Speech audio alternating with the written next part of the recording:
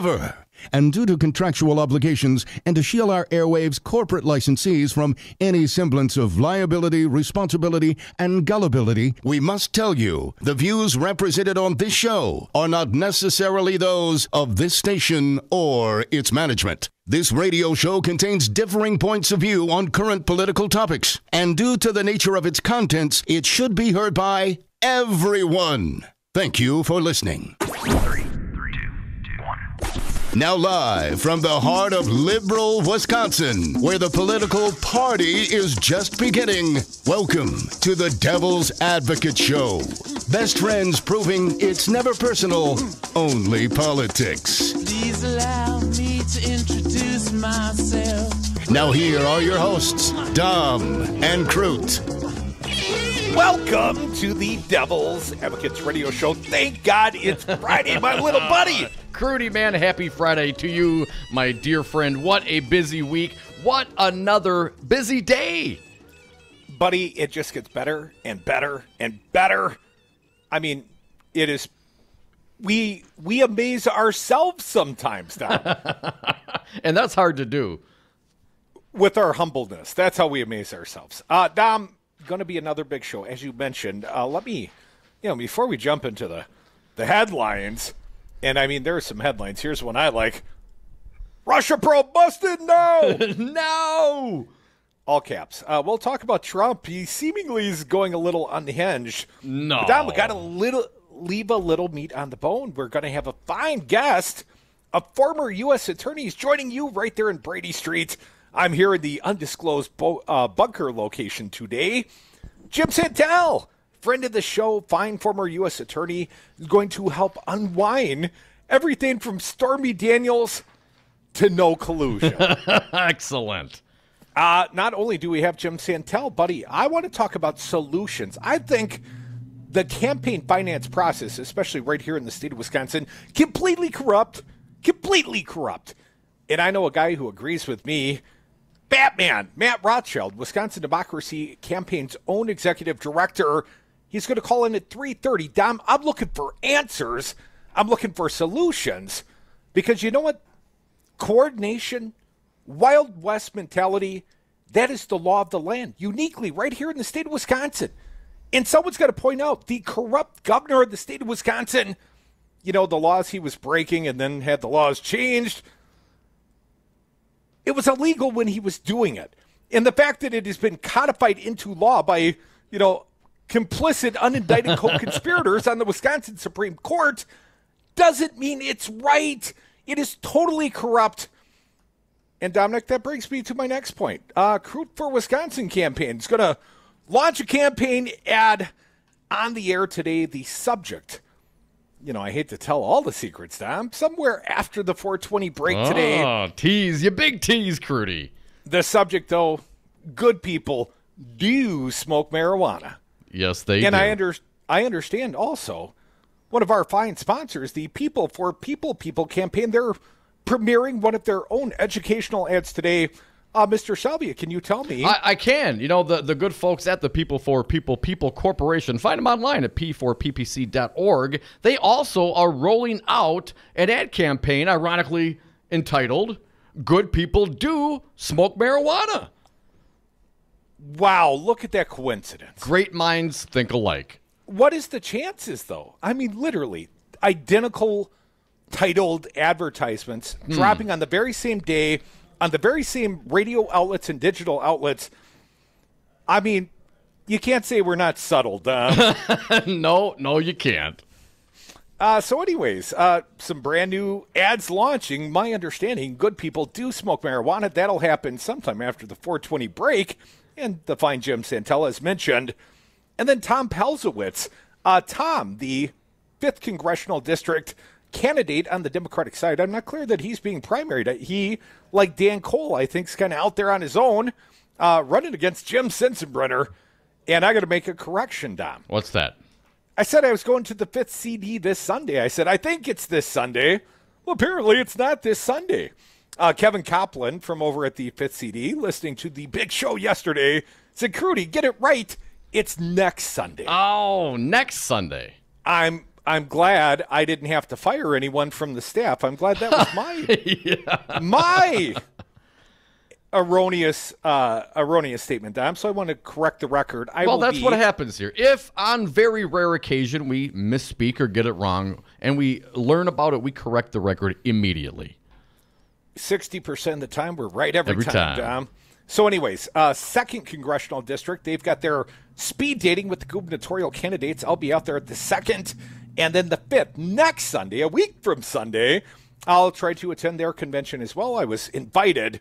And Dom, also a big march I see happening in Milwaukee, not this weekend, but next weekend.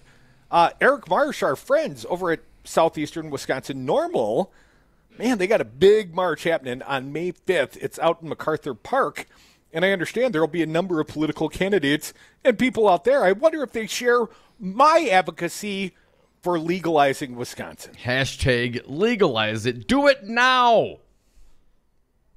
Hashtag good people do smoke marijuana. Dom, so really big show. Tom Palzewicz joining you in studio, man. Be good to catch up with Tom. I'll be here with you in spirit and on the video FaceTime. So where do you want to start today, Dom? Is it, Trump, he's got his House intelligence report now. I think we got to at least touch on that. We'll dive into it more deeply when our pal Jim Santelle comes in at the 4:00 hour. But this is just the say news. It, Dom. No collusion. No collusion. The Hill reporting. President Trump on Friday declared the Russia investigation must end now. All caps. You know he's serious when it's all caps, Dom. He hardly ever overuses the all caps. After congressional Republicans released a report saying his campaign did not collude with Moscow to influence the 2016 presidential election. Here's the tweet. Just out. House Intelligence Committee report released. No evidence that Trump campaign colluded, coordinated, or conspired with Russia. Clinton campaign paid for opposition research obtained from Russia. Wow! A total witch hunt. Must end now. Dominic, could I interrupt you and Trump tweeting just for a moment? I would remind Donald Trump, it wasn't Hillary's team that initially paid for this information. In fact, it was Paul Singer, from the Washington Free Beacon, I believe, former Scott Walker funder, and the recall, that's on the record. And let's not forget that Scott Walker, at the very time when the Fusion GPS work began, being funded by Paul Singer, his former campaign, let's call him Sugar Daddy. Well, Scott Walker was at the top of the charts, Dom.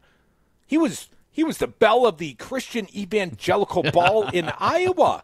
Before Trump got in and wrecked his dreams, Dom, that former Boy Scout, he was dreaming he was going to be the next president of the United States. And Paul Singer, a big backer of Scott Walker's, well, of course, you don't think he would ever say anything to Paul like, hey, I might have some compromising stuff on this, Mr. Trump. Well, anyway, Scott Walker, I would remind people, as far as I can tell, all the reporting I've seen, uniquely the only former candidate in the presidential field that felt it necessary to say, it wasn't me, I didn't know that my former donor was the original source of funding for the Fusion GPS. Let's call it the Steele dossier or the PP tape, if you prefer, Dom. Well, that's why you're here, Curdy. You got that great memory. You help remind everybody what the situation is. Glad to play my little part here for man. America, I'll never remember the details. I'm more of a big picture guy. Curdy, back to the Hill. Again, the Republicans and the Intelligence Committee released their reports. Again, it found no evidence that the Trump campaign colluded, coordinated, or conspired with the Russian government. But the report does criticize the Trump and Hillary Clinton campaigns for poor judgment and ill-considered actions in their dealings with Russian-related figures. Democrats on the Intelligence Committee panel refused to endorse the report, calling the committee's investigation a sham and that it was biased in favor of Trump. So, Crudy, then I got to ask, I got to wonder. News Today, CNN reporting the headline, New York Times, Russian lawyer at Trump Tower meeting had closer ties to Kremlin than previously disclosed. Hashtag no collusion, no collusion. Devil's Advocates right here on Wisconsin's only Resistance Radio. This is what the Trump resistance sounds like. You could be a part of it. 844-967-2789. I'm here to remember all the details Dom's mind is long since forgotten. Come back with us. Join us on the phones. Tweet us out at Devil Radio.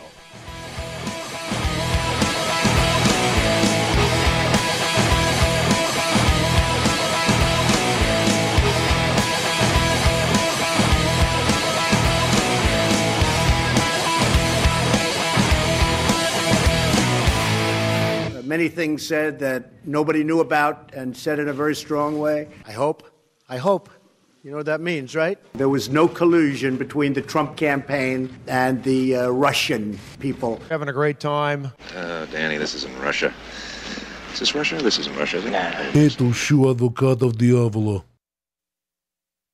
I was on Zero Res Madison's Facebook page the other day, and they have almost 2,000 testimonials from local customers. Apparently, I'm not the only one stoked on how cool this company is. A green technology that actually works better and doesn't cost more. It's a no-brainer. I'm in. We are starting our own Devil's Advocates revolution to free your carpets from harsh chemicals and soaps. Call Zero Res today and ask for the Dom and Crute special 608-848-9000 or schedule online at ZeroResMadison.com. Zero Res, spell it forward or backward. It's the right way to clean.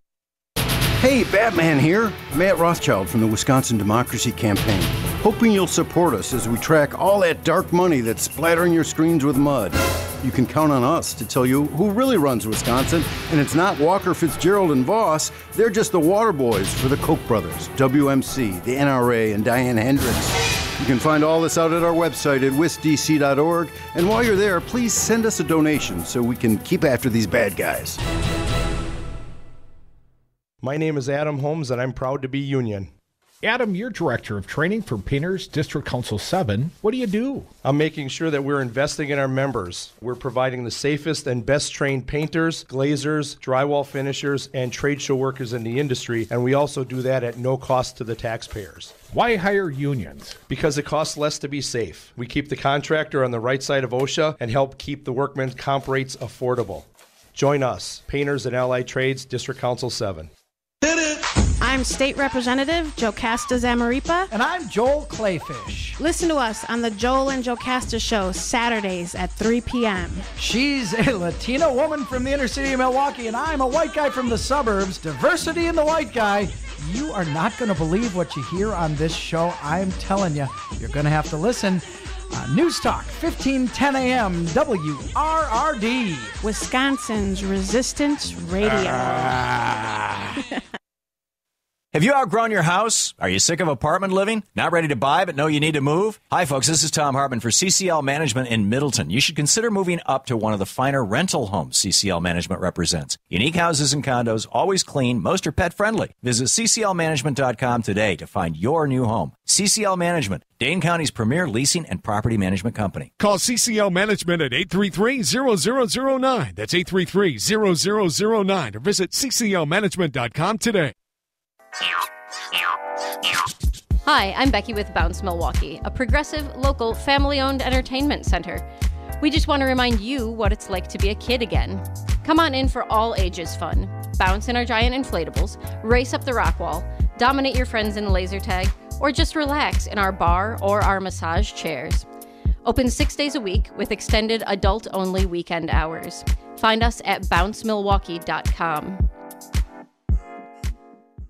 In this hot real estate market, don't pay 5 or 6% commission. With Homeowners Concept Realtors, you pay no more than 3.9% for full service. Homeowners Concept Realtors sell many more homes per year than the average agent. That's experience you can count on. If you're thinking of selling, call 414-258-7778 for an agent that specializes in your area for ideas on price, marketing, and staging your home. The more you know, you'll wisely choose Homeowners Concept 3.9% Realtors. HomeownersConcept.com. Have a drink at Regano's Roman Coin. This neighborhood corner tavern is as classic as the street it occupies. Family owned and operated since 1966, Regano's Roman Coin is located in a former Pabst Tide House on historic Brady Street, serving an array of craft beers with a focus on Wisconsin breweries. Also, weekly drink specials, trivia on Wednesdays, seasonal sporting events, parties hosted for all occasions, and pet friendly. Open 11 a.m. Tuesday through Friday, 10 a.m. Saturday and Sunday, closed on Monday. Regano's Roman Coin, Milwaukee's pet friendly, cash only order and classic corner tavern. You're listening to the radio show your mother warned you about. Tom and Crute are the Devil's Advocates. And we are back. Thank you for listening to the Devil's Advocates radio show live on Wisconsin's Resistance Radio Network. Also, streaming live video on YouTube and Facebook. We're on Twitter at Devil Radio, on the party line to talk or text 844-967-2789. Dominic, love the sponsors here, like the Roman coin. Love the Roman coin. It's not just a fine bar, it's also a tone of voice. The Roman coin. The Roman coin hosting a fine private party for the Crude for Wisconsin campaign on Monday. All of Crude's friends are invited, but be prepared to give your name at the door, No unsavory sorts. Can I come? Reserve the right to throw Trump supporters out on their ass. No unsavory people. Come on, man. Some of my best friends are unsavory. Well, guilt by association. You and I have been hanging out for some number of years. Hey, buddy, you know what we did not do, maybe in deference to, child welfare? I didn't see any little shavers running around the studios yesterday when I was there in Milwaukee. And yesterday was Take Your Kid to Work Day. Apparently you and I don't love our kids enough to drag them down to the workplace. But someone took their kid to the White House, and I found the story at the Hill. One of the children at the White House press conference on Thursday during Take Your Daughters and Sons to Work Day asked White House Press Secretary Sarah Colonel Huckabee Sanders why President Trump fired former FBI Director James Comey. Great question. I'm glad you asked it. Sanders said, the president's been very clear on this point. No, actually... What's the matter, Colonel Sanders? Chicken? What Sanders actually answered was Comey did some things that weren't really very nice, so that's why the president let him go. That's not what he told Lester Holt on the NBCs, right? He said it was to take the pressure off the Russian investigation. Today he's losing his mind with tweets. That could all. Busted. But Rudy, you got to be clear. And for the young little whippersnapper journalist, doing things that are not very nice, like investigating the Russian collusion, and firing him for it. Perhaps Trump didn't think that was a very nice investigation. So that could still be a true statement. Did the young journalist have a follow-up question? I don't know that Sarah Huckabee Sanders extended a follow-up question on the Comey one. No. What Trump said is reported here, regardless of recommendation. I was going to fire Comey.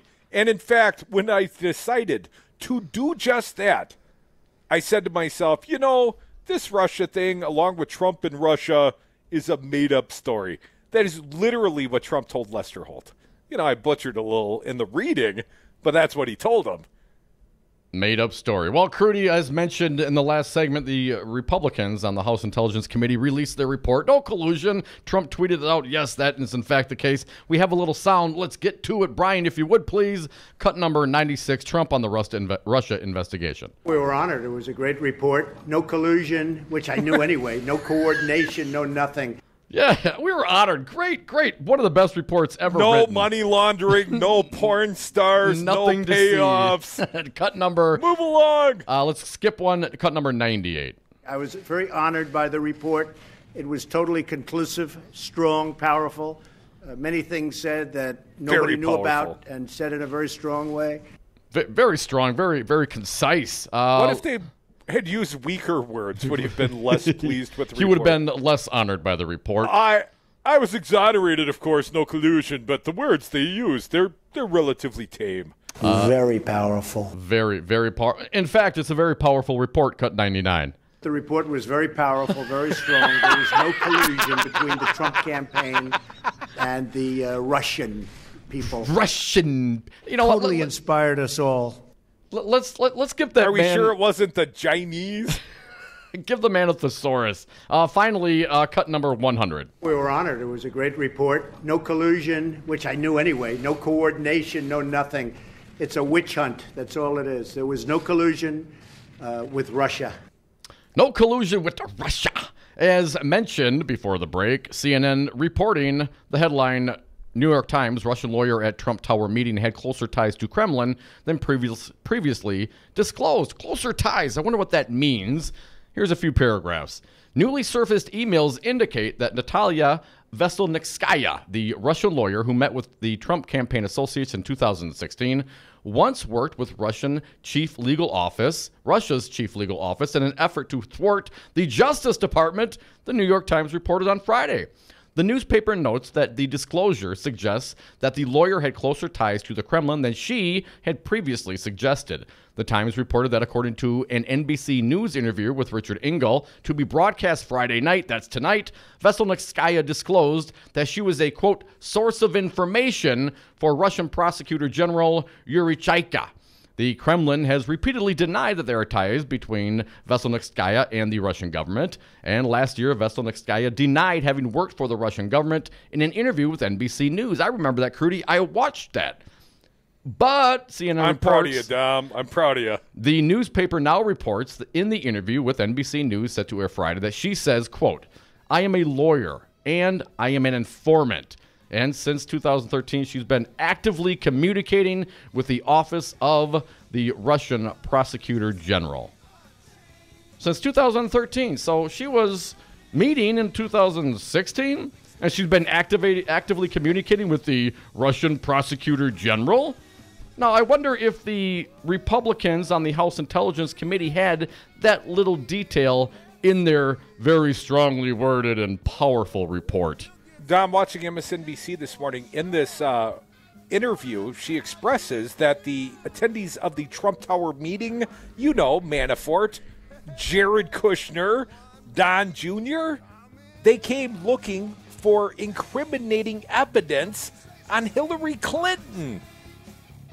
Yes, collusion. Yes, collusion. Dom and everybody else, come back with us. Devil's Advocates taking a break. Bringing back Batman on the other side. He's Matt Rothschild. He is the executive director of the Wisconsin Democracy Campaign. A fine sponsor here looking for solutions from you, Matt. How do we end this dark money corruption in Wisconsin? There was no collusion between the Trump campaign and the Russian people. You keep using the word. I don't think it means what you think it means. So what I told you was true, from a certain point of view. Man, I don't know what the you just said, little kid, but you special, man. You reached out, and you touched... Excuse me. I know you have a 9 o'clock, so I'll keep this short. I'm the business suit in the back of your closet. You wore me nearly every day before your office went, quote, casual. I used to be the CEO of your closet. Now I'm just that one intern no one ever talks to. I always thought you'd circle back with me. Get granular. Keep me in the pipeline. But nada. Nothing. Don't you remember the McKittrick presentation?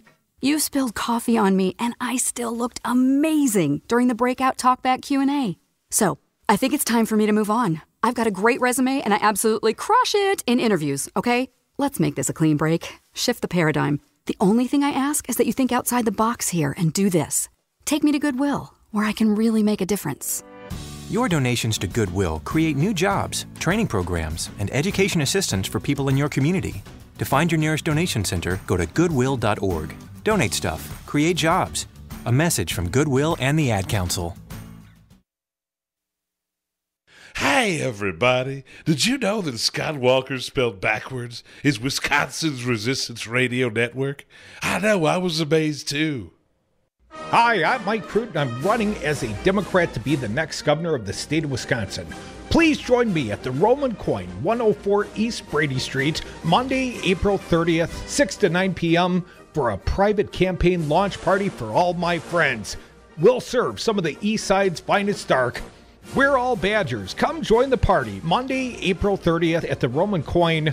This commercial paid for by Crute for Wisconsin. Find us at cruteforwisconsin.com. It's important to buckle up your kids. I know. Sometimes car seats can be complicated. I know. And if your child's in the wrong seat and you get into a crash, I know. It could lead to a serious injury. I know. So you're 100% sure you have the right car seat for your child's age and size? I don't know.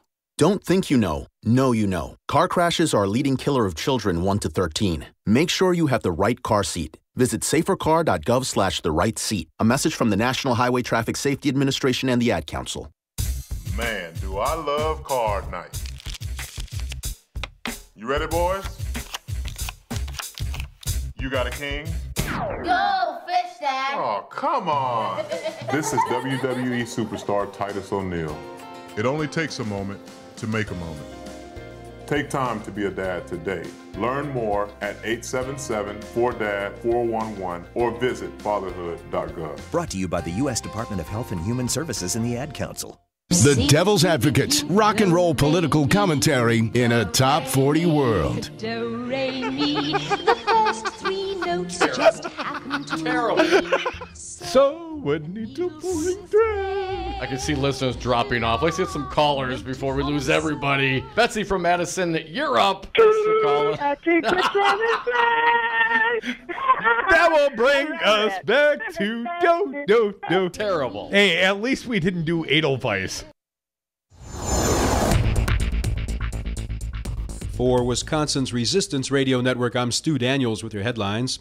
New records released yesterday by the Department of Corrections show a guard at the Wisconsin Youth Prison took out the garbage before responding to a suicidal inmate's call for help. In sports, the Bucks beat the Celtics last night 97-86 at the Bradley Center, forcing a Game 7 on Saturday night in Boston. The Brewers lost to the Cubs last night 1-0, ending their 8-game winning streak. Game 2 of that 4-game series is today in Chicago, and the Packers chose cornerback Jair Alexander from Louisville with their first pick in the NFL Draft. Forecast for Milwaukee, rain likely today and tonight, lows tonight in the low 30s. For tomorrow, mostly sunny with highs in the upper 40s. I'm Stu Daniels for Wisconsin's Resistance Radio Network. Now you want to get nuts? Come on, let's get nuts. And here we go.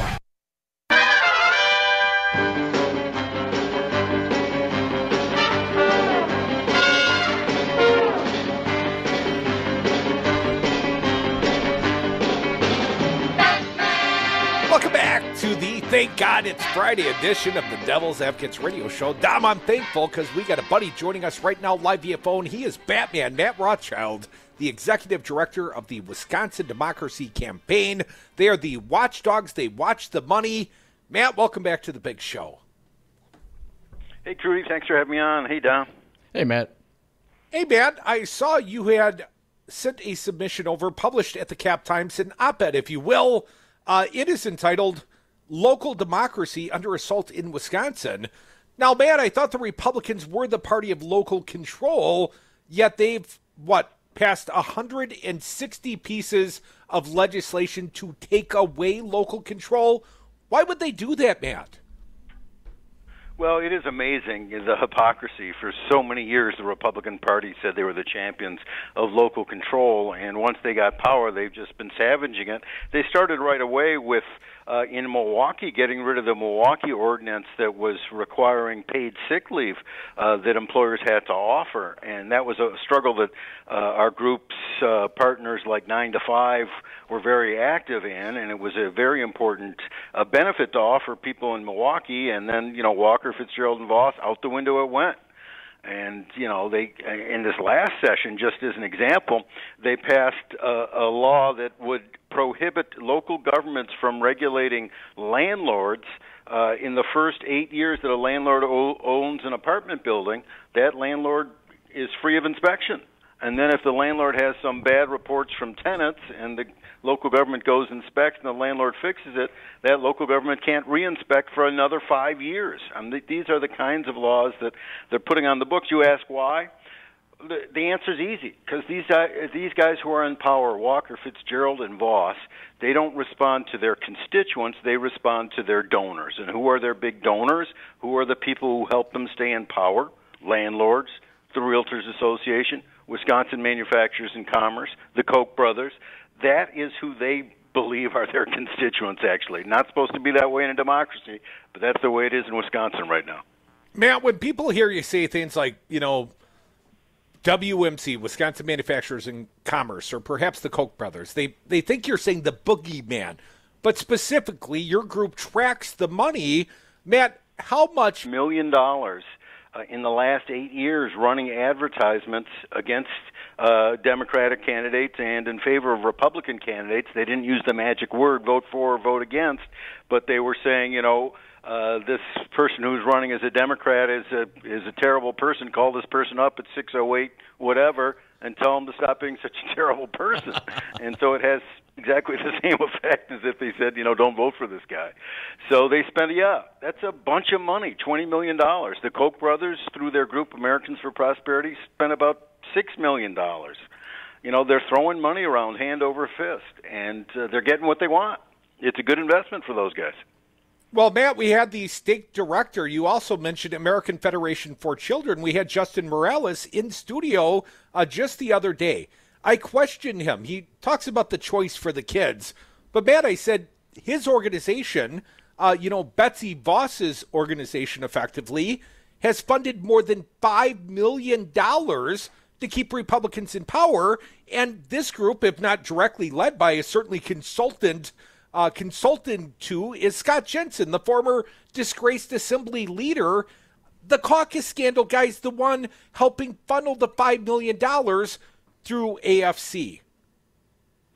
Yeah, and Scott Jensen is as powerful today as he was when he was Speaker of the Assembly, because he's got Betsy DeVos's saddlebags filled with tens of thousands of dollars whenever he's walking down the halls of the state capitol. They've spent a total of more than $5 million here in Wisconsin over the last 8 years, again running these dirty, slimy issue ads.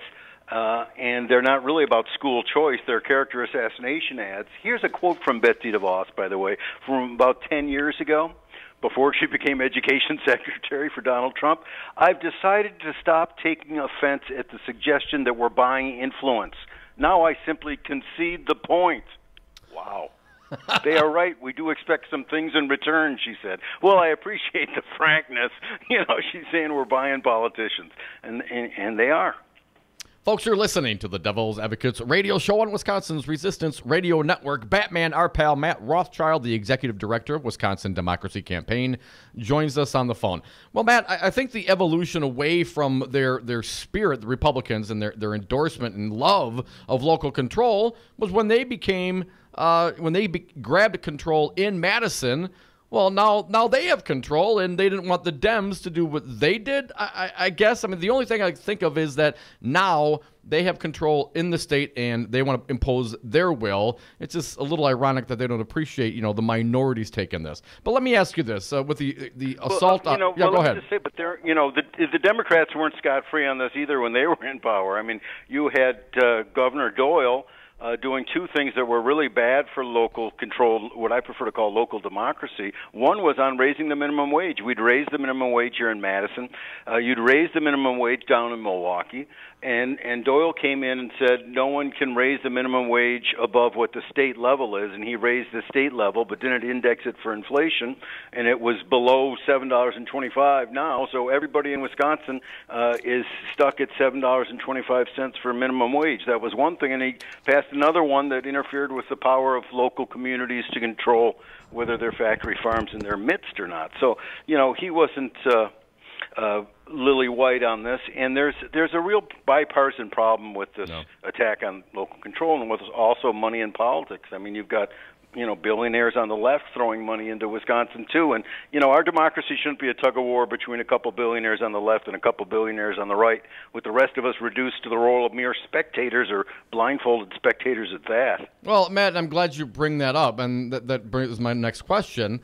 Are the Democrats in the state of Wisconsin just as likely to be influenced by that money, and I mean maybe simply because they're not in control right now that they don't have that influence and therefore are not getting the amounts of dollars? But is this something that's equitable on both sides?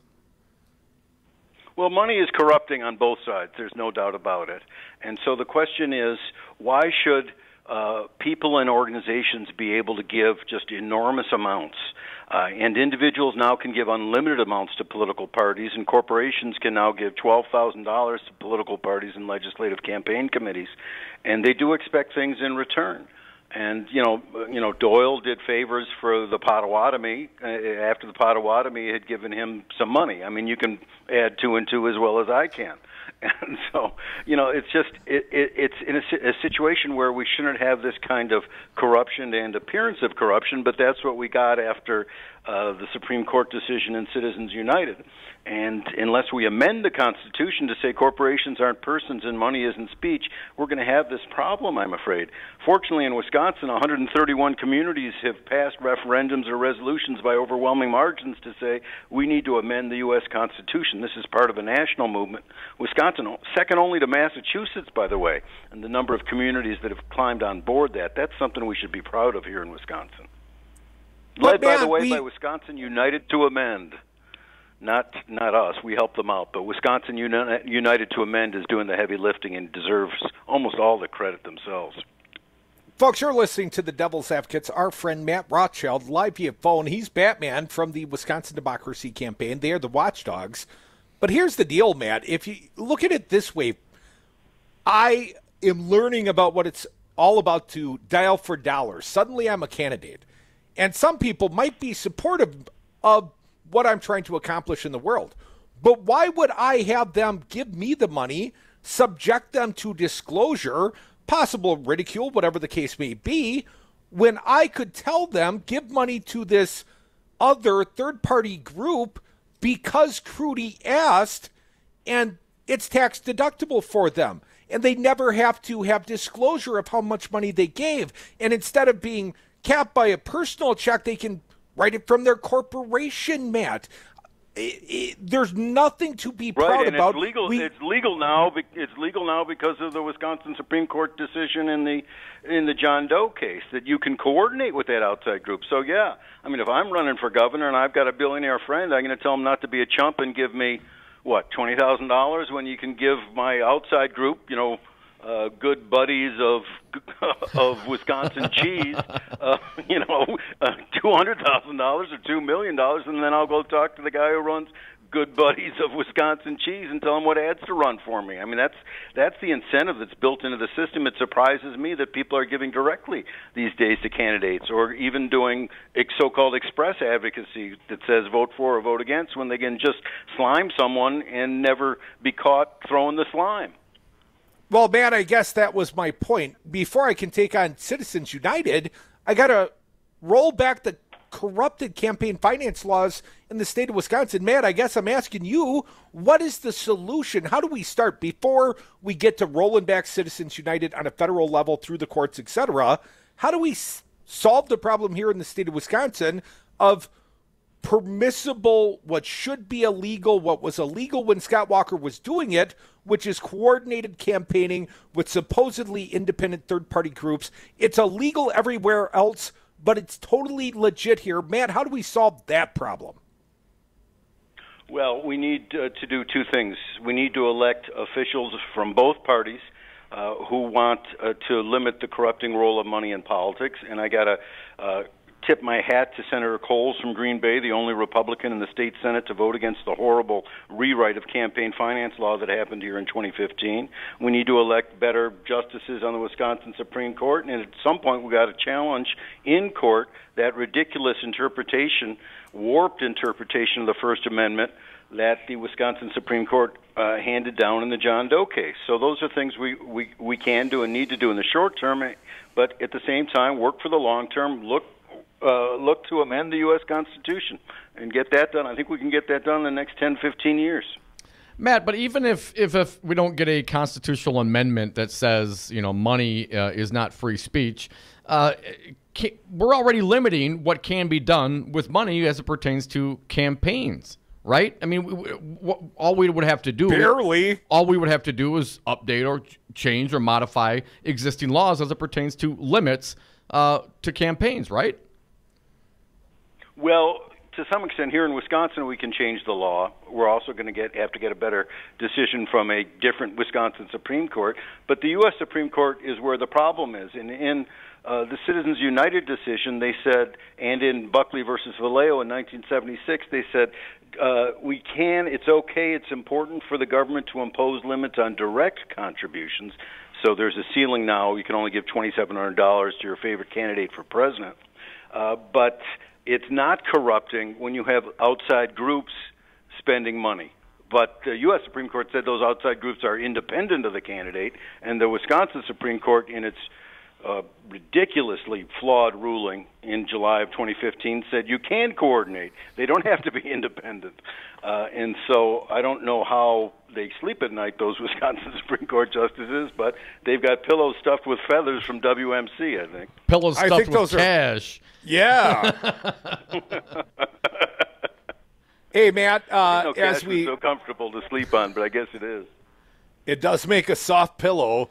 Matt, before we wrap this up today, my friend, the independent expenditures, these issue groups, effectively, we have a Wild West atmosphere here in the state of Wisconsin, and I suspect, predicated on prior history, Scott Walker will continue to utilize these things. Here's the real question, Matt. When outside group, let's call it a lead-based paint manufacturing outfit, when they give $1 million or more to a third-party group that then says, Scott Walker's cool, for a year straight in advertising, we never know that the lead-based paint manufacturer was the specific donor. That never makes it on the Wisconsin Democracy Campaign disclosures, the FEC disclosures. Matt, how do we know that Scott Walker's getting paid off by one when he turns around and puts, let's call it a shield of liability in the Wisconsin state budget, seemingly pays back lead-based paint manufacturers, sir? And he did that for lead paint manufacturers and also asbestos manufacturers. But we won't know in the future, and the only reason we know what happened in the past was because of the lawsuit and the leak of those some of those documents to the Guardian newspaper, where we found out that this lead manufacturer was giving money, and we found out that John Menard was giving a ton of money, and we found out that a lot of other people were giving money in checks made out to Wisconsin Club for Growth with memo lines that said, Scott Walker asked me to. So, yeah, it's going to be harder unless someone spills the beans. We're ready to catch those beans. Batman, tell them how people can get involved with the Wisconsin Democracy Campaign. Just go to our website at wisdc.org, and you can see what we're writing, and you can send us a tax-deductible check. We do take money. It's Batman, our good friend Matt Rothschild, Executive Director of Wisconsin Democracy Campaign. Thank you so much. Have a great weekend. We'll be right back. You.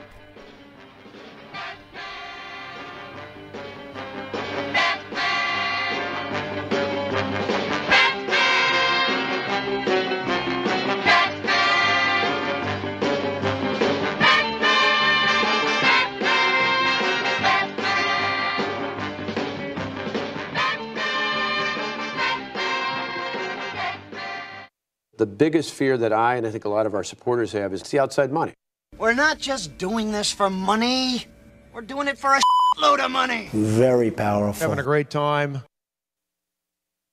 Hi, this is Brad Saug, owner of Zero Res Madison Carpet Cleaning. Zero Res is the best new technology in carpet cleaning. We have a patented process using empowered water, a high-tech process in which we force the water to act like soap. It doesn't want to stay in that state. It's jacked up and it's angry and it wants to hit the dirt and then it neutralizes. When we're done, all that's left in your carpet is just light moisture. In the end, you get the cleanest, greenest, healthiest carpet cleaning available. Call us at 848-9000. Zero Res. Spell it backward or forward. It's the right way to clean. So, Jesse, why should someone buying a home pay for an agent when they can go online or call the number on a for sale sign? Great questions. First of all, never call the number on a sign to see a home. That's the seller's agent, and they don't represent your interests. If they show you a home outside of an open house, you forfeit your ability to have someone negotiate in your corner at no cost to you. Well, with interest rates still at historic lows, how can buyers still get a great deal and protect their rights?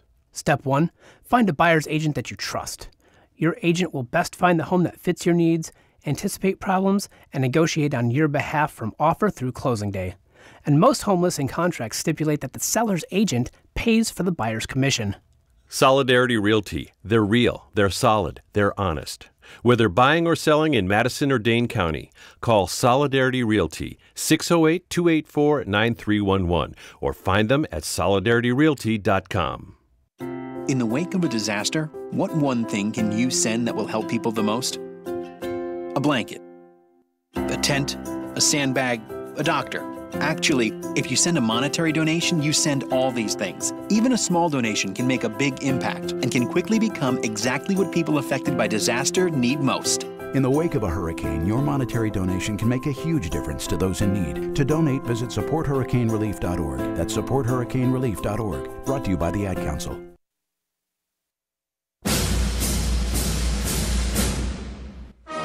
We are the People for People, People Corporation. We are a registered 501c3, totally legit. What do?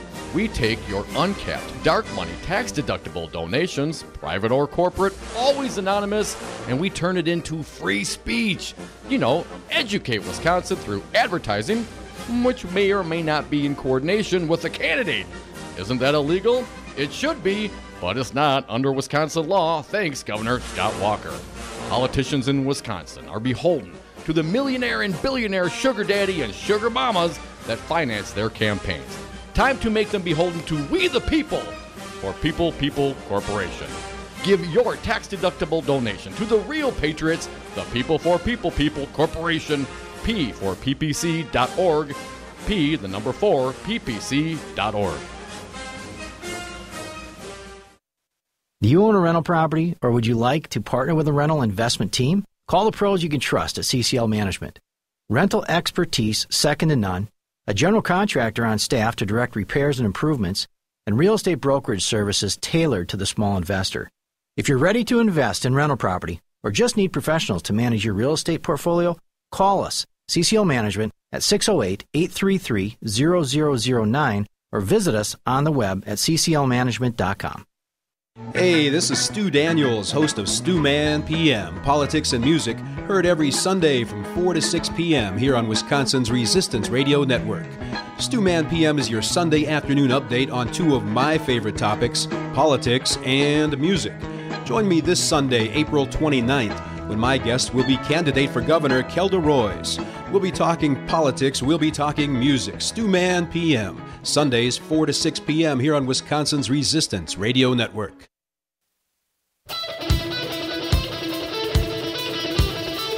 The Devil's Advocates. Never personal, only politics.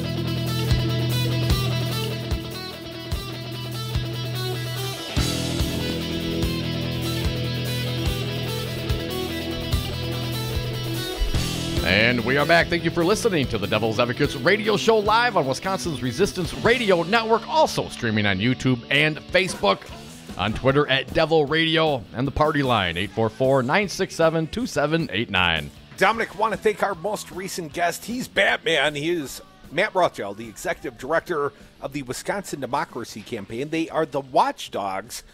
And Dom, we've got Jim Santelle joining you live in studio next. He's our Trump legal expert. All things Mueller time, all things Stormy. It's all fair game. Jim's coming down to the studio. We'll have a long-form conversation about Trump next. And, of course, Dom, at 4:30 today, two of our fine sponsors right here at WRD. I'll go first. The People for People Corporation. Find them online at p4ppc.org. Well, they're releasing a brand new educational ad for the great state of Wisconsin. It's going to air right here on Resistance Radio.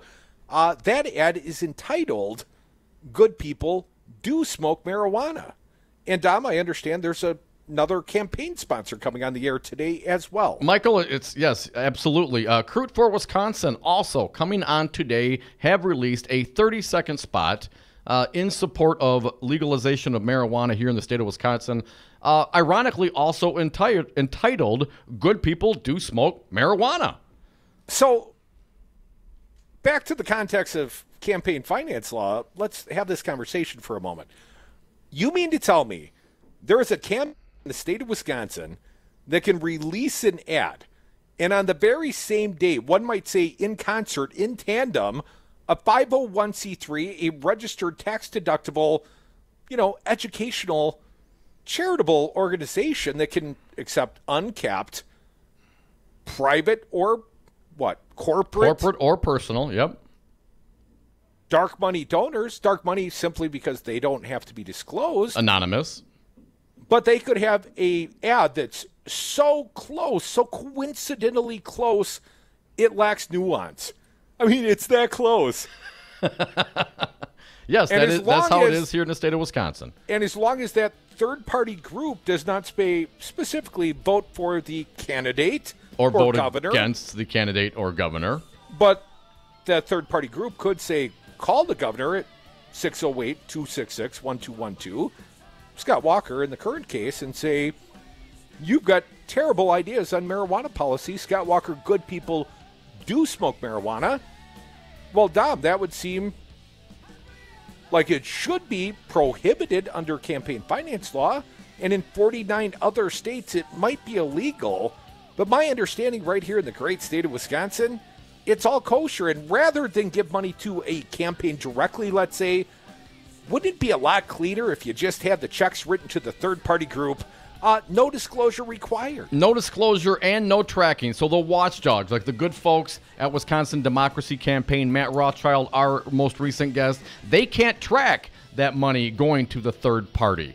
Well, the campaign money will be in the FCC public file, but that might be dwarfed by the third-party spending. One never knows. That is not subject to disclosure. I disclose. Jim Santelle, former U.S. attorney, joins Dom next. Live on Brady, more Devil's Advocates.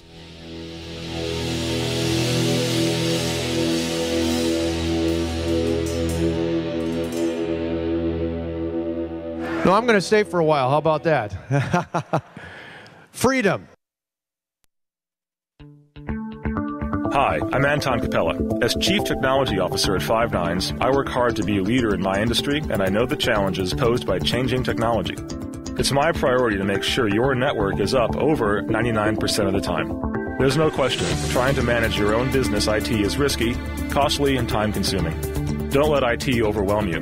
Learn more about Five Nines at fivenines.com. That's the number 5, NINES.com. Hi, I'm Crudy. I'm here with Bill Carroll, president of Teamsters Local 344. Bill, why are you union? Teamster strong. Well, Crudy, our strength comes from our membership. The Teamsters are North America's strongest labor union with 1.4 million members. Bill, what does the Teamsters do for the next generation? The same thing that the Teamsters have done for the last 100 years, assisting groups of workers in negotiating improvements in their wages, hours, and working conditions. Where do people go if they want to know more about the Teamsters, more about joining the union? There's 3 easy options. They can call Local 344 at 414-258-4545. They can contact us through our website. That's local344.org. Local, the number is 344.org. Or they can contact us through the Local 344 Facebook page. Be union strong. Join Teamsters 344. Be like Crudy. Be like News Talk 1510 AM. Stand with the unions. Join the Teamsters. Local344.org. The Devil's Advocates. Tom Perez, chair of the Democratic National Committee. Scott Walker went on something of a Twitter storm, very Trumpian. What do you think this foretells for Scott Walker's future as the governor of the state of Wisconsin? Wisconsinites have woken up. He talked about we need an optimistic message. How can you make people feel optimistic when you take away their health care? How can you make people optimistic when you take away the right to bargain? How can you make people feel optimistic when you're gerrymandering the heck out of districts? Radio for the 99%. You are listening to 1510 AM WRRD Waukesha, Milwaukee, and 1580 AM WTTN Columbus, Wisconsin's Resistance Radio Network. Korean Pact, a Russian disclosure. I'm Ann Cates. The president is taking a look at the agreement by North and South Korea to remove nuclear weapons from their peninsula. President Trump is reaping foreign policy gold via the Korea's summit Friday at Panmunjom, but he also believes he needs to keep pressure on the North's Kim Jong-un to completely denuclearize, as we brought up at a photo op. Through all the translations, Kim Jong-un has never said directly that he's willing to give up what nukes he has at this point. I think it's going to work out just fine. I think it's going to work out just fine. Let's see what happens, but I think it'll be very good. Thank you very much. He emphasized he's looking forward to a meeting with Kim and that the sites have been narrowed down to 2. Bob Costantini, the White House. The Russian lawyer who met with Trump campaign associates in 2016 has closer ties to the Kremlin than previously disclosed. Correspondent Manu Raju. In newly released emails from 2013 reported by the New York Times, the Russian lawyer Natalia Veselnitskaya is shown coordinating closely with the office of a senior Kremlin official, the prosecutor general. "I am a lawyer and I am an informant," she told NBC News. "Since 2013, I have been actively communicating with the office of the Russian prosecutor general." The suspect accused of being the Golden State Killer is in court today. Correspondent Dave Albert. Former police officer Joseph DeAngelo will be arraigned in Sacramento Superior Court, charged with 8 of at least a dozen murders he's accused of between 1976 and 86. He's now been identified as the prime suspect in a 13th slaying, and prosecutors across multiple jurisdictions are expected to file even more charges. DeAngelo was arrested at his suburban Sacramento home on Tuesday after investigators tracked him down using DNA matching information from genealogy websites. On Wall Street, the Dow fell 11 points. The S&P gained 3. I'm Ann Cates.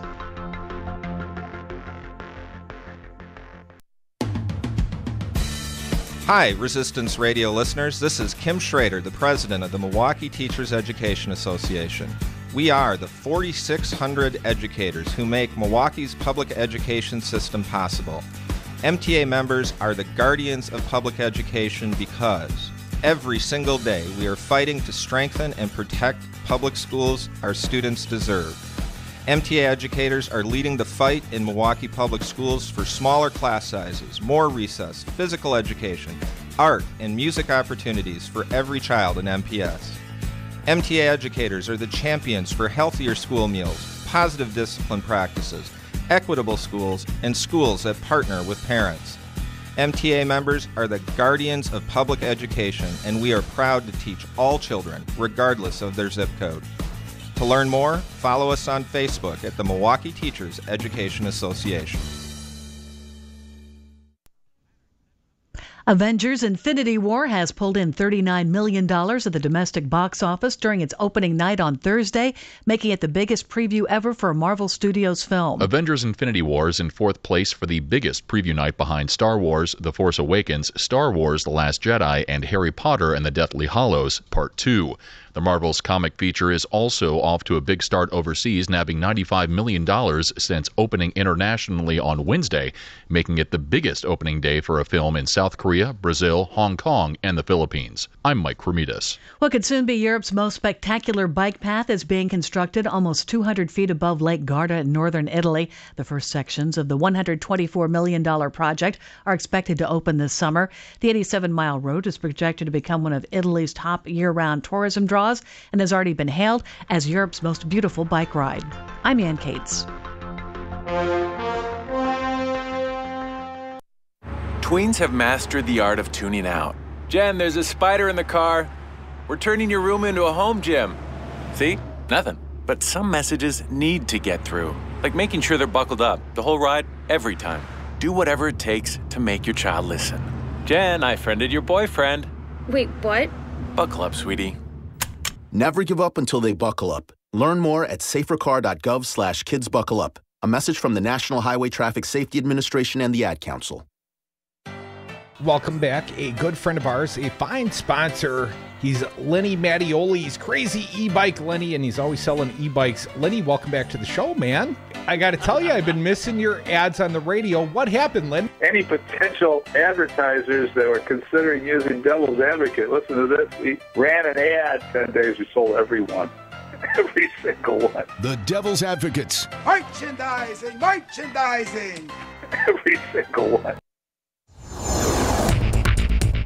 For Wisconsin's Resistance Radio Network, I'm Stu Daniels with your headlines. 2 West Milwaukee police officers who broke down a mentally ill man's door and tased him in the shower 18 times before he died will not be criminally charged, Milwaukee County District Attorney John Chisholm has decided. The 2 Republican candidates for U.S. Senator met in a contentious debate last night. Leah Vukmir aligned herself with Scott Walker, and Kevin Nicholson compared himself to Donald Trump. And a proposal to name part of 4th Street in Milwaukee for civil rights activist Vel Phillips is moving forward. Forecast for Milwaukee, rain likely today and tonight. Lows tonight in the low 30s.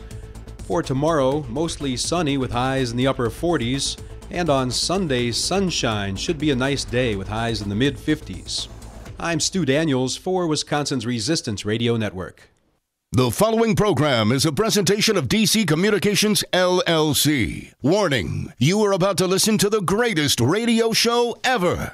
And due to contractual obligations and to shield our airwaves' corporate licensees from any semblance of liability, responsibility, and gullibility, we must tell you the views represented on this show are not necessarily those of this station or its management. This radio show contains differing points of view on current political topics, and due to the nature of its contents, it should be heard by everyone. Thank you for listening.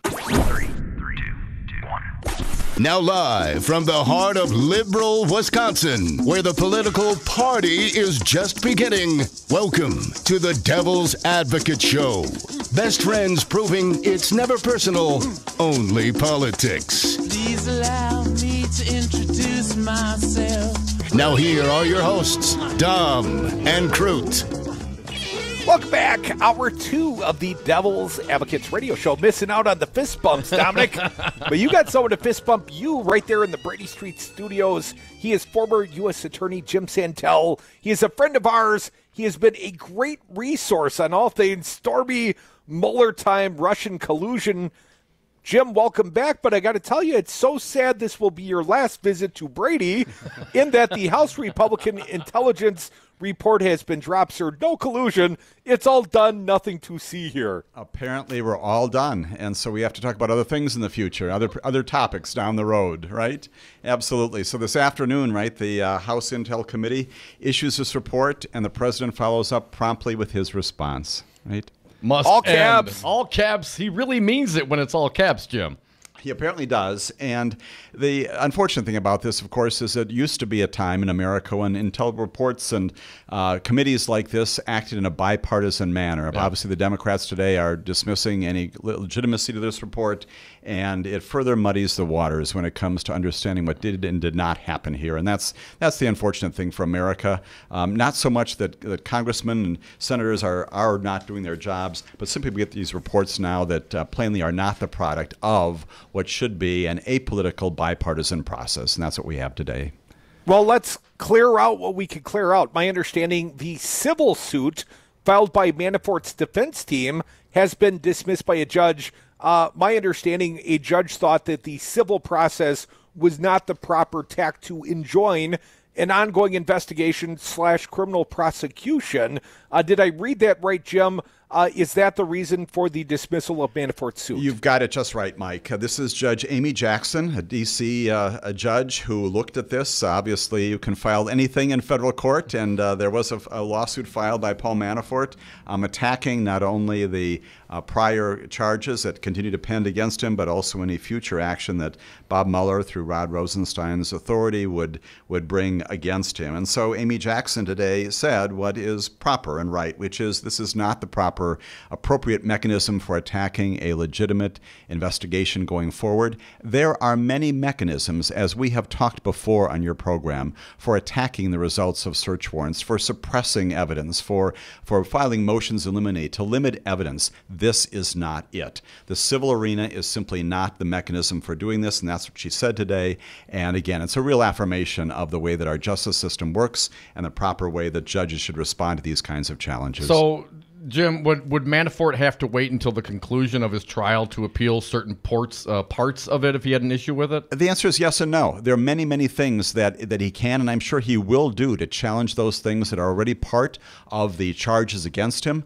Plainly, I mentioned before, motions in limine, which were also the subject of some recent hearings with respect to some of Donald Trump's judicial nominees. A motion in limine is a mechanism through which you can challenge the intention of the prosecutor to present during the course of the trial certain bits of evidence to say, basically, Judge, before this gets before the jury, before this gets before any trier of fact, this needs to be limited. So there are many, many opportunities like that. Motions to dismiss, motions to suppress, all kinds of things in pretrial proceedings. That's the proper mechanism inside the criminal procedure. And as you just mentioned, After all of that is done to the trial court, then you've got the appellate process. If you preserve those issues at the lower court level, you can then attack any decisions that are unfavorable to you at the appellate court level. So many, many mechanisms in our system. This today is an affirmation, if you will, of that proper process which is not being pursued by Manafort and his lawyers. Well, not to beleaguer the Manafort story, because that one, the future will tell us what the Manafort story is ultimately. But, Jim, perhaps there is a case to be made for an overly broad warrant, at least in regards to the searching of the locker, the storage unit of Manafort's. Some employee who apparently was not authorized took the FBI to the storage locker. The FBI got there, said, we like what we see. We'll go get a broader warrant, and we'll come back and we'll collect everything. Well, something like that could be subject to challenge in the criminal trial of Manafort, could it not? Absolutely. And you just described the way that would proceed. So we got these agents, as we have chatted before, who go there and they get consent from someone. So first question is, do you have the authority to give consent to go in? That's one threshold issue. The agents then look at some other materials there. They see some boxes, some other containers, and say, gee, our consent may not cover those particular areas. Let's go back and get a search warrant. The question then is that search warrant the product of bad information and bad consent? That can be challenged too. All of that, once again, inside the criminal process, and that happens every single day in the federal courts here in eastern Wisconsin and throughout the country. That mechanism and those kinds of things are decidedly not what Judge Jackson is shutting down today. Paul Manafort still has that opportunity to challenge not only the mechanisms, but also the results of those kinds of searches. Folks, you're listening to the Devil's Advocates Radio Show. Got a fine guest live in the Brady Street studio. He's Jim Santelle, a former U.S. attorney. He's become sort of our legal eagle on these issues. Mueller and sometimes Stormy Daniels. Jim, I got to turn before we even talk about the Russian intelligence agent that was meeting with Manafort and the crew. I got to ask you, the Stormy Daniels, the Michael Cohen, this is the stuff that's got my ears perked up. The president of the United States seemingly incriminated himself yesterday, acknowledged that Cohen represented him in this Stormy crazy matter, the $130,000 payoff to the porn star. Jim, I want to get your impression. When you heard the sound of the president, did you think, oh man, his goose is cooked? Or do I read too much into that statement? We will see. His comments, certainly as they have been in other settings, have at a minimum been unmeasured, right? When he says something, as I think he did on Fox and Friends yesterday morning, perhaps it was just this morning, said that yes, Mr. Cohen represents me on this crazy Stormy Daniels deal. Well, we can talk about verb tenses, represents, represented, all those kinds of things, but it certainly suggests that, and we shouldn't read too much into that, of course, because regrettably, our president is not like former presidents. He is not precise on language and not precise on content, but it certainly suggests that he has much more engagement through Michael Cohen with Stormy Daniels than he has ever acknowledged before. And those are the kinds of things, candidly, the judges do take notice of, things in the public domain, not just things in pleadings, and that's why it's significant. And in the midst of everything else happening, including decisions made by Kimba Wood in New York just yesterday, all of these things continue to be very, very relevant to our understanding of what's going on here. Jim, memory serves, you were last in studio when the FBI was executing search warrants on Cohen, on his office, on his hotel room, on his home. Now, is it possible that Trump was trying to put out the defense that this is attorney-client privilege, therefore, if Cohen is his attorney in the Stormy Daniels matter, then he can somehow hope to extend that as a defense. But didn't he hang Cohen out to dry in some way, shape, or form? I thought Cohen's intent was to go plead the fifth in a civil action with Stormy led by Michael Levante. Sure, there's an awful lot to unpack here, isn't there? There really is. And can you help me connect the dots, Jim? Let's see. I don't know that I'll be successful, but let's start with the first portion of that. There's no doubt that if the president's intent in making this comment about Stormy Daniels was meaningful and purposeful and not simply an off-the-cuff comment, it certainly is done, if you accept that view, to reaffirm this this notion that he's got this attorney-client relationship. The difficulty that I see in that is nobody is alleging that that's not an issue. And that's why we have, as we talked before, filter teams and taint teams that review the results of search warrants and subpoenas that are executed and acquire the documents and materials of attorneys. And the other reason that it's really almost irrelevant to what's going on now is that Kimba Wood, the judge in New York, has basically now appointed a special master to address precisely this issue.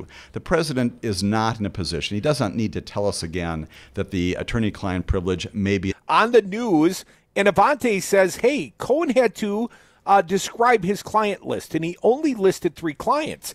And, of course, we've recently found out about this payoff to another playmate, $1.6 million, apparently an abortion perhaps involved.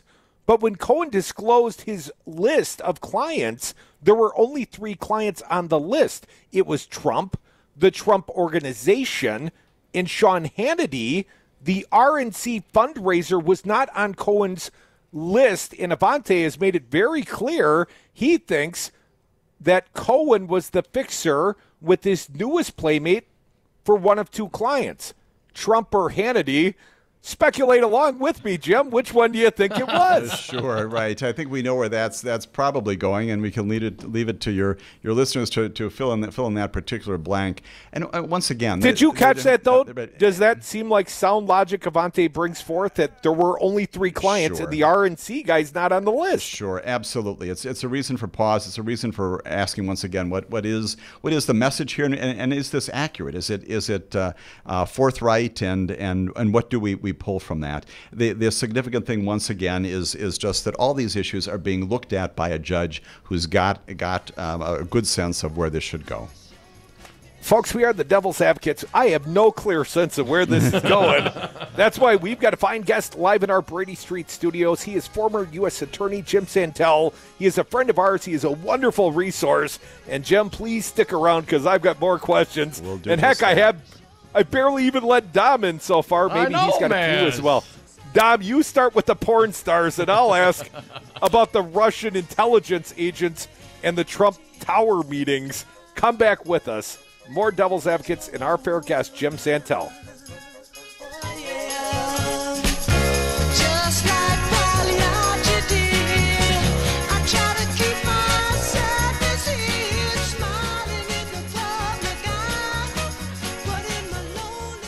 A lot of people are disappointed in the Justice Department, including me. I don't stand by anything. I just, you can take it the way you want. But there's been no collusion, no obstruction, and virtually everybody agrees to that.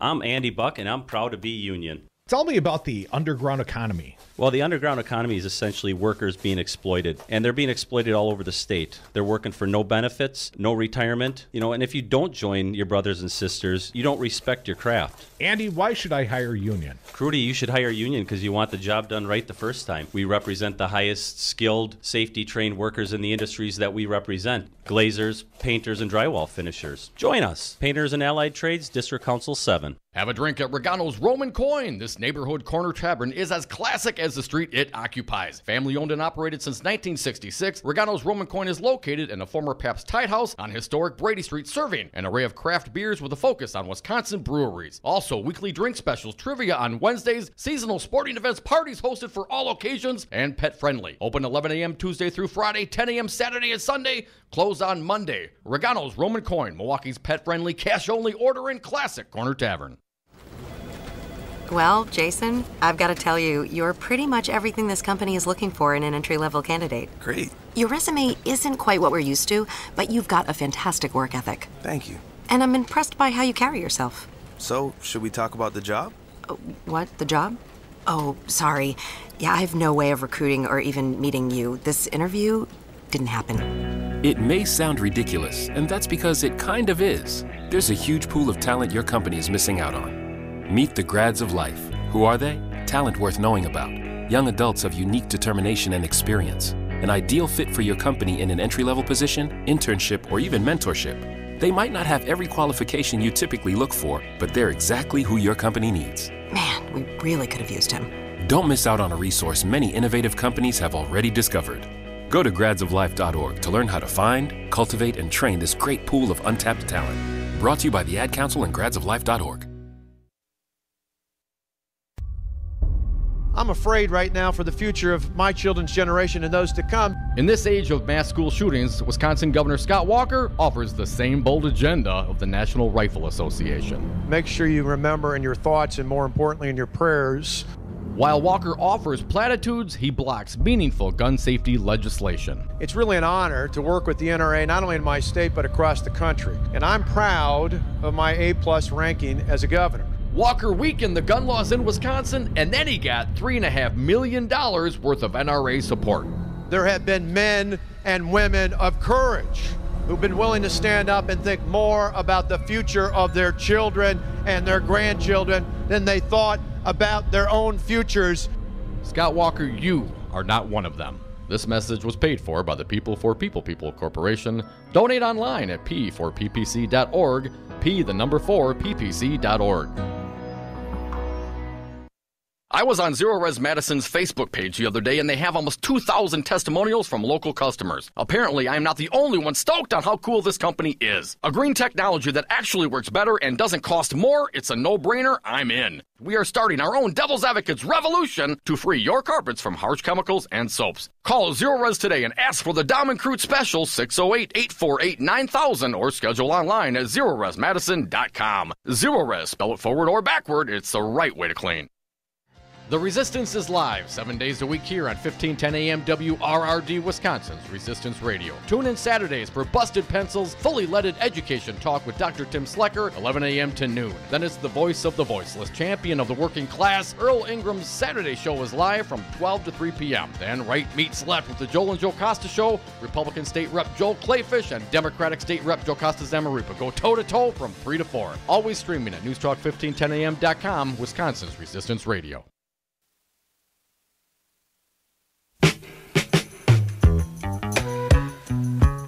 When they go low, we get high. Dom and Crute are the Devil's Advocates. And we are back from the 420 break. Thank you so much for listening to the Devil's Advocates radio show live on Wisconsin's Resistance Radio Network, streaming on YouTube, Facebook, on Twitter at Devil Radio. And if you miss any of this fine program, please go to the website domandcrute.com. You can download and listen to podcasts and interviews like the fine interview we're having right now. Jim Santelle, former United States Attorney, Eastern District of Wisconsin, joins me in the Brady Street Studios. Jim, thanks for sticking around. Absolutely. Good to be with you as always. As we mentioned before going to break, New York Times reporting Russian lawyer at Trump Tower meeting had closer ties to Kremlin than previously disclosed. Interview in a newspaper reports the NBC set to air on Friday. She says this: I am a lawyer and I am an informant, and that since 2013 she has been actively communicating with the office of the Russian prosecutor general. Of course, I speak of Natalia Veselnitskaya. She was in the room at the Trump Tower meeting. How is that not Russian collusion, and what does this mean for that entire case? And in the category of all of these news items falling together on the same day, that happens at a time when as we said before, the House Intel Committee says that there's no evidence that the Trump campaign colluded, coordinated, or conspired with the Russian government. That report in and of itself, that she's got these greater connections to Russia, doesn't necessarily draw the lines clearly and unmistakably, but it certainly lends legitimacy, does it not, to the Mueller investigation that pursues the strands and the tendrils that suggest that there is a connection. And the difficulty that I see is these two stories happening on the same day, one suggesting no collusion, the other suggesting that there's an awful lot to look at here. And plainly, as I said before, I am very much supportive of, invested in the Mueller investigation to get to the truth in a way that, regrettably, the House report today does not. And the information about the Russian attorney, the Russian participant in that meeting, only gives it more credence, if you will, to the Mueller investigation. It was all about adoptions. Absolutely. That's right. That's Jim, the subject matter. Right? But, of course, that's not the way it's being reported. NBC has an interview in the can with this Russian lawyer. My understanding, she said that the participants on behalf of the Trump team, including Manafort, Donald Trump Jr., and Jared Kushner, attended the meeting in Trump Tower knowing that they were coming to get derogatory information against Hillary Clinton. That seems damning in and of itself. And, of course, Donald Trump is the guy that wrote the cover story after the fact on Air Force One, I believe, for Don Jr., claiming, it's all about right. It's all about adoptions. It was about adoptions. Right, exactly. And again, as I listen to the reports and see the written documents about this, I cannot help but think that Bob Mueller has probably had this information and is digesting this information for weeks, if not months already. And we see it now and we see it today. Not late, but probably a part of his analysis and the whole cauldron of things that he is working on right now. And I mean that in a positive sense, that he is bringing all this together. There is no doubt. Cauldron, it sounds like a witch hunt, Jim. It does sound, right? Perhaps a poorly chosen word, but a cauldron only in the sense that bringing together ingredients of something that eventually will produce even some greater clarity than we have right now. Jim, Fox News dropped a poll yesterday. 71% of respondents to that poll said they think Donald Trump is going to fire Special Counsel Robert Mueller. In light of today's tweets and a little bit of cover with the House Republican Intelligence Committee report, are we looking at a Saturday Night Massacre this weekend, Jim? I certainly hope not. And the concern, of course, is that, as we said before, that you can't fire your way, you can't pardon your way out of an investigation, and all of that suggests once again that the work of for example, the Senate Judiciary Committee yesterday in trying to stave that off is well placed and well focused, and for that reason we hope that someone will persuade the president that firing Rosenstein, firing Mueller is not a good idea. CNN reporting right now, the NRA is setting aside documents on interactions with Kremlin-linked banker. Of course, there's an investigation going on. Were they a source of Russian money funneled to Donald Trump? And what I saw on the CNN when they showed a picture, former Milwaukee County Sheriff David A. Clark holding a rifle. Gotta love it. Folks, we want to thank Jim Santelle, former United States Attorney, Eastern District of Wisconsin. Jim, given the way the news is going, I expect I'll see you next week. I'm sure we will. Always a pleasure to be with you, and we'll talk again soon. Take care. Thank you so much, Jim. We are the Devil's Advocates. Phone lines open for you, 844-967-2789. And don't forget the People for People Corporation dropping a new ad. The Recruit for Wisconsin campaign dropping a new ad. And see if you note the similarities. Come back with us. More of this big show on Wisconsin's only Resistance Radio Network. It is pitchfork and torches time in America. Your crime is my crime. Don't be blabbermouth, you blabbermouth. This message is for all of you sitting in the passenger seat. And apologies if it gets a little uncomfortable, but how does it feel to be at the mercy of someone who thinks a random text is more important than your life? Someone who takes their eyes off the road while speeding along in a 3-ton hunk of steel. Freaky, right? Well, why not just ask them to stop? Or better yet, volunteer to text for them. It might be a little awkward, but believe me, you'll live. Learn more at stoptextstoprex.org. Brought to you by the Ad Council and the National Highway Traffic Safety Administration. Hello, it's me, the designer jeans in the back of your closet. What happened to us? I used to summer in the Hamptons, and now I'm stuck behind a pair of sweats. Okay, maybe I never really fit you right, but I got a lot more Sunday fun days left in me. So take me to Goodwill, where I can really make a difference. Your donations to Goodwill create jobs, training programs, and education assistance for people in your community. To find your nearest donation center, go to goodwill.org. Donate stuff. Create jobs. A message from Goodwill and the Ad Council. You are listening to 1510 AM WRRD Waukesha, Milwaukee, and 1580 AM WTTN Columbus, Wisconsin's Resistance Radio Network. Do you own a rental property, or would you like to partner with a rental investment team? Call the pros you can trust at CCL Management. Rental expertise second to none, a general contractor on staff to direct repairs and improvements, and real estate brokerage services tailored to the small investor. If you're ready to invest in rental property, or just need professionals to manage your real estate portfolio, call us, CCL Management, at 608-833-0009, or visit us on the web at cclmanagement.com. Hi, I'm Anton Capella. As Chief Technology Officer at Five Nines, it's my job to make sure your network is up 99.999% of the time. Technology is constantly evolving, and keeping your business up to date in an ever-changing environment can be a hassle. At Five Nines, we're here to help.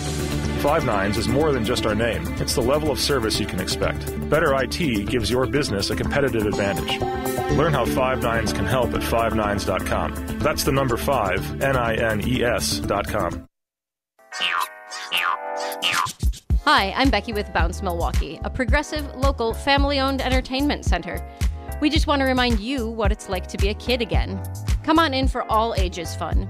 Bounce in our giant inflatables, race up the rock wall, dominate your friends in laser tag, or just relax in our bar or our massage chairs. Open 6 days a week with extended adult-only weekend hours. Find us at bouncemilwaukee.com. Hey, this is Stu Daniels, host of Stu Man PM, Politics and Music, heard every Sunday from 4 to 6 p.m. here on Wisconsin's Resistance Radio Network. Stu Man PM is your Sunday afternoon update on two of my favorite topics, politics and music. Join me this Sunday, April 29th, when my guest will be candidate for Governor Kelda Roys. We'll be talking politics, we'll be talking music. Stu Man PM, Sundays 4 to 6 p.m. here on Wisconsin's Resistance Radio Network. For Wisconsin's Resistance Radio Network, I'm Stu Daniels with your headlines. 2 West Milwaukee police officers who broke down a mentally ill man's door and tased him in the shower 18 times before he died will not be criminally charged, Milwaukee County District Attorney John Chisholm has decided. And outgoing House Speaker Paul Ryan has forced out the chaplain of the House. Reverend Patrick Conroy has submitted his resignation. Conroy said Ryan was upset that he mentioned in a prayer that lawmakers should not be choosing winners and losers with the new Republican tax plan. Forecast for Milwaukee, rain likely today and tonight. Lows tonight in the low 30s. For tomorrow, mostly sunny with highs in the upper 40s. And on Sunday, sunshine. Should be a nice day with highs in the mid-50s. I'm Stu Daniels for Wisconsin's Resistance Radio Network.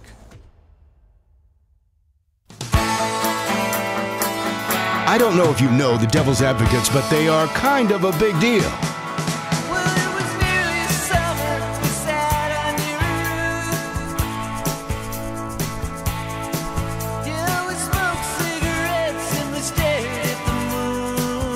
Welcome back to the Devil's Advocates radio show. It's Friday afternoon. Thank God, Dominic. Mm-hmm.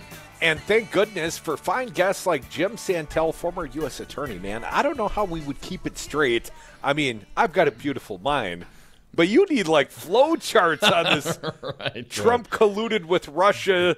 Trump, indie aid, multiple porn stars. This is going to make a hell of a mini-series on the television someday, Dom. What about the whole Trump collusion story? It could end up really bad for this country, but, we'll have to wait and see. Would Trump make money on residuals on that? He'd try. It will make for entertaining television and perhaps even radio, Dom. I think it's been fine radio so far. Again, thank you, Jim Santelle. We will launch a couple of brand new sponsor ads this afternoon on this fine program. That's coming very soon. But the audience, they always come first. Here, Dom, 844-967-2789. Let's get to them. Who's next? Bill from Fox Point. You are next. Happy Friday. Welcome to the Devil's Advocates. What do you got today? Hey, Bill. You guys are very... Yeah, can you hear me? Yes, sir. You're on the air. Sir. Yeah, you guys are very important to our cause, but you're doing us a disservice by continuing the Trump-Russia collusion theory. So what? So Trump Jr. met with Velditskaya because he thought he was going to get dirt on Hillary. There was no dirt on Hillary at that meeting. They met once for 20 minutes. And so today she admits that she was informant. And you guys draw a line between that and collusion. Look, the sooner we give up on the fact that there was no collusion and move on to issues, the sooner that our side. All right, Bill. Let me ask you then: does collusion, number one, I would challenge whether or not it was actually successful or not because of the release of future data. But does collusion have to be successful in order for it to be collusion? Isn't attempted collusion good enough? Conspiracy. Why? No, I'll throw it back to you. Why is that attempted collusion? What are you talking about? That's not attempted collusion. They had Bill, a meeting. They were trying to get dirt. They were trying to get dirt on the opposition. The Hillary tried to do that too. Look. If we want to fight on the issues. All you're going to do is tick off people in the middle who might vote for progressive candidates, but who are going to be turned off. I would challenge you on that, Bill. As a guy in the middle, as an independent, I want to know the facts. And granted, you're right. There's no legal definition of what collusion is, and I'll defer to Mueller until his investigation come back, and we'll see if it's high crimes or misdemeanors. But I would say this, the stories that we have been told, and as it has progressed throughout time, continue to be inaccurate as presented from the president and his allies. Do you not concur with that? Bill, it may be beyond collusion. It sounds more like treason to me, sir. Well, gentlemen, you know what? I'll call you back in November, and if I'm right, if I'm wrong, I'll admit it. But I think you're doing more harm to the cause than good. It's time to give up on the collusion narrative. Okay, Bill, I'm with you. What if we just go forward with the obstruction of justice narrative? That seems very clear cut. I watched Lester Holt. You know what? That's dead too. What killed that is the Comey's own memos to himself. Fight on the issues, guys. We fight on the issues. Our side wins. We fight on fiction. We lose. What issue would you have me advocate for to help America when it's turn itself blue again? Bill, what issue would win your vote? Taxes, funding of public programs like Medicare and Medicaid, rational energy policy. Come on, guys. We got plenty of issues to fight on to win over the middle. We don't have to invent or continue on to hang on to fictional stories that make us feel good, but that are not going to win over people in the middle. Laugh all you want. It is, because it's not fictional, Bill. I mean, this is in the news. We're not the one making the stories up, Bill. We're reporting what has been reported and investigated by other journalists. I mean, this isn't fake news, Bill, but we certainly appreciate your opinion, and certainly, hopefully, you don't wait till November to give us a call back. And you know what? I'm going to follow the example of Congressman Mark Pocan, my congressman. He has had the benefit of seeing some of the classified documents. Mark has been very adamant that what he has seen is troubling. He feels like he's seen all the evidence he needs to see. And just because it hasn't been disclosed yet on Fox News or MSNBC doesn't mean that evidence of conspiracy to perhaps commit treason against the United States of America does not exist. I would find that very troubling, in addition to the bad policies of the Trump administration and the Walker administration. Hell, I'll rail against those as well. My favorite, I advocate for the legalization, regulation, and taxation of marijuana. That's one of my big ones, Bill. I'll get to that one very soon. Let's keep going on the phones. Now. Kurt from Madison. Kurt, you are next. Thank you for calling. What are your thoughts today? Hi, guys. Well, I'll give Bill motive to call in back earlier because I've never heard a more craftful Republican troll call in trying to portray himself as a liberal and launching out Medicare and Medicaid. Well done, Bill. You're Republican. I'm not convinced that Bill was a Republican. I think he makes legitimate points. There are certainly issues to highlight, and if one of them's Medicaid or Medicare for Bill, I mean, there's validity to what Bill says, but part of our job is to keep people abreast of the current headlines. And when the President of the United States saying, the Trump Mueller probe must end now, well, then it's our job to report that. We can't turn our backs on that and say, let's talk about Medicaid today.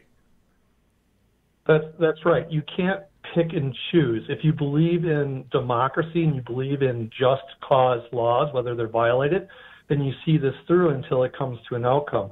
But real quick, since you guys are basically journalists, and I just wanted to comment because I'm tired of listening to what's-her-face on the podium blab away and say about fair and balanced, accurate journalism. Journalists aren't there to be nice and drink coffee or tea with you. They're there to gather facts and get the facts back to the public. It's not about being nice. I wish someone would stand up and say, by the way, we're not here to be nice. Nice isn't part of our vocabulary. We're here to get answers to very succinct questions. And we're sick and tired of you doing the dance in front of them without answering the questions. Answer the question, then you can do your dance. Well, Kurt, that issue is well beyond Huckabee Sanders. When's the last time you heard Scott Walker string together a noun, a verb, a couple of pronouns? Answer a question with a sentence or two, as opposed to some sort of word salad. It's about that time going forward. It's one of those there. I tell you what, Dom, more calls, 844-967-2789. Let's take a break. We've got some sponsors to accommodate as well. Yes, we do. It's not just about the audience. It is also about the sponsors around here. Come back with the Devil's Advocates. We will see the premiere of the People for People Corporation, their brand new educational advertisement. It is entitled Good People Do Smoke Marijuana. And Dom, there's also a campaign coming on. Tell the people. Yes, also looking very much forward to introducing you to a new campaign ad by Crute for Wisconsin. This will be a 30-second, also entitled Good People Do Smoke Marijuana. Well, some of the greatest minds, they think alike. I bet you copied off my homework. Or perhaps I copied off yours. Maybe great ideas are not owned by just one person. Well, that's great, man. But, it's always helpful when one could just call a friend. It's like a lifeline. Hey, what do you think about this bright idea? Come back with us. Nothing but bright ideas right here on the Devil's Advocates. Your call is always welcome. And two brand new stellar advertising premieres. Again, the phone number, 844-967-2789. Happy Friday.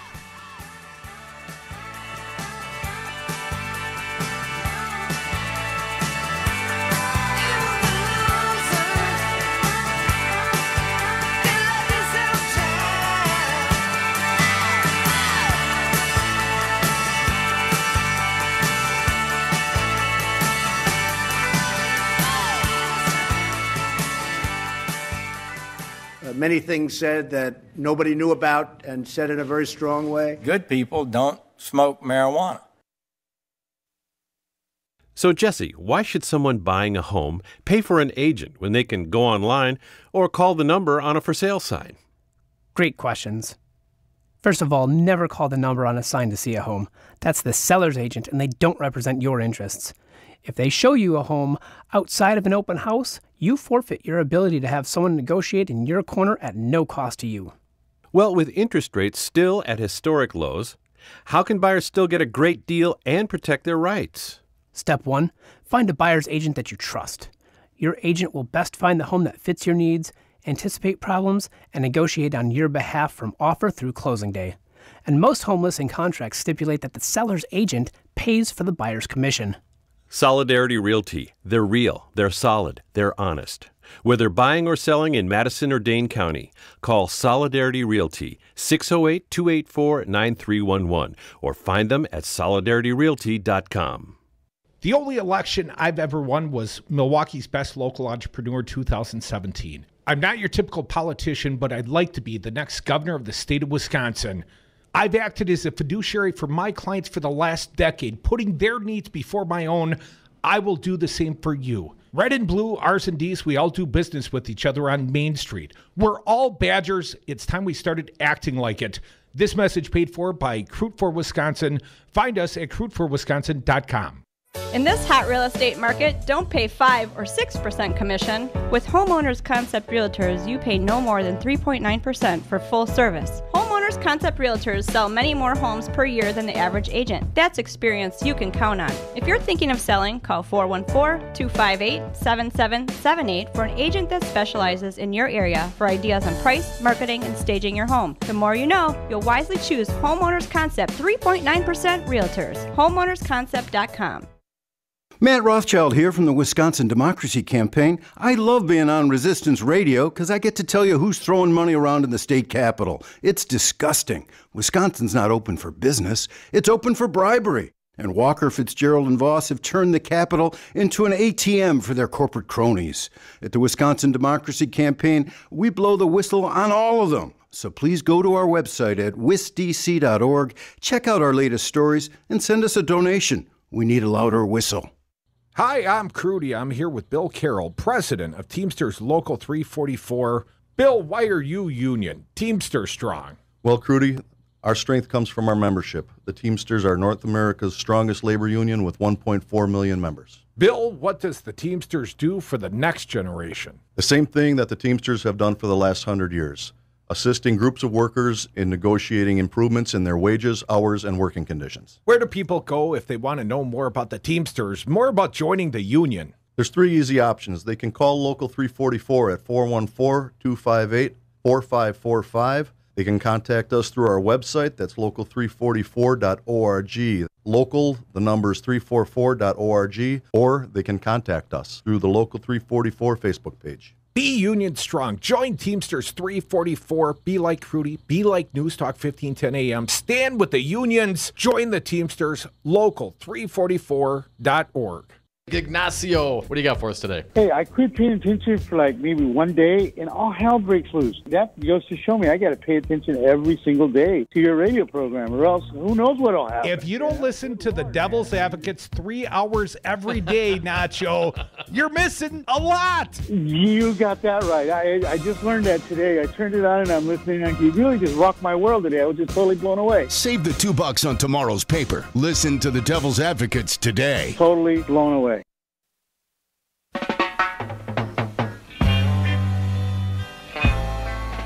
The Devil's Advocates, because it's always 420 somewhere.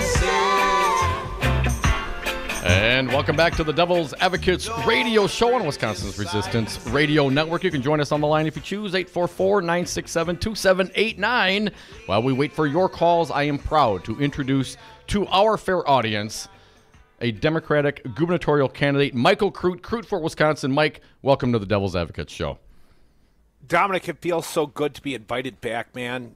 Always great to talk to your Devil's Advocates audience. So, what is the big deal? You have a new ad campaign rolling out. What is the motivation? What is the message? What are you trying to accomplish, Mike?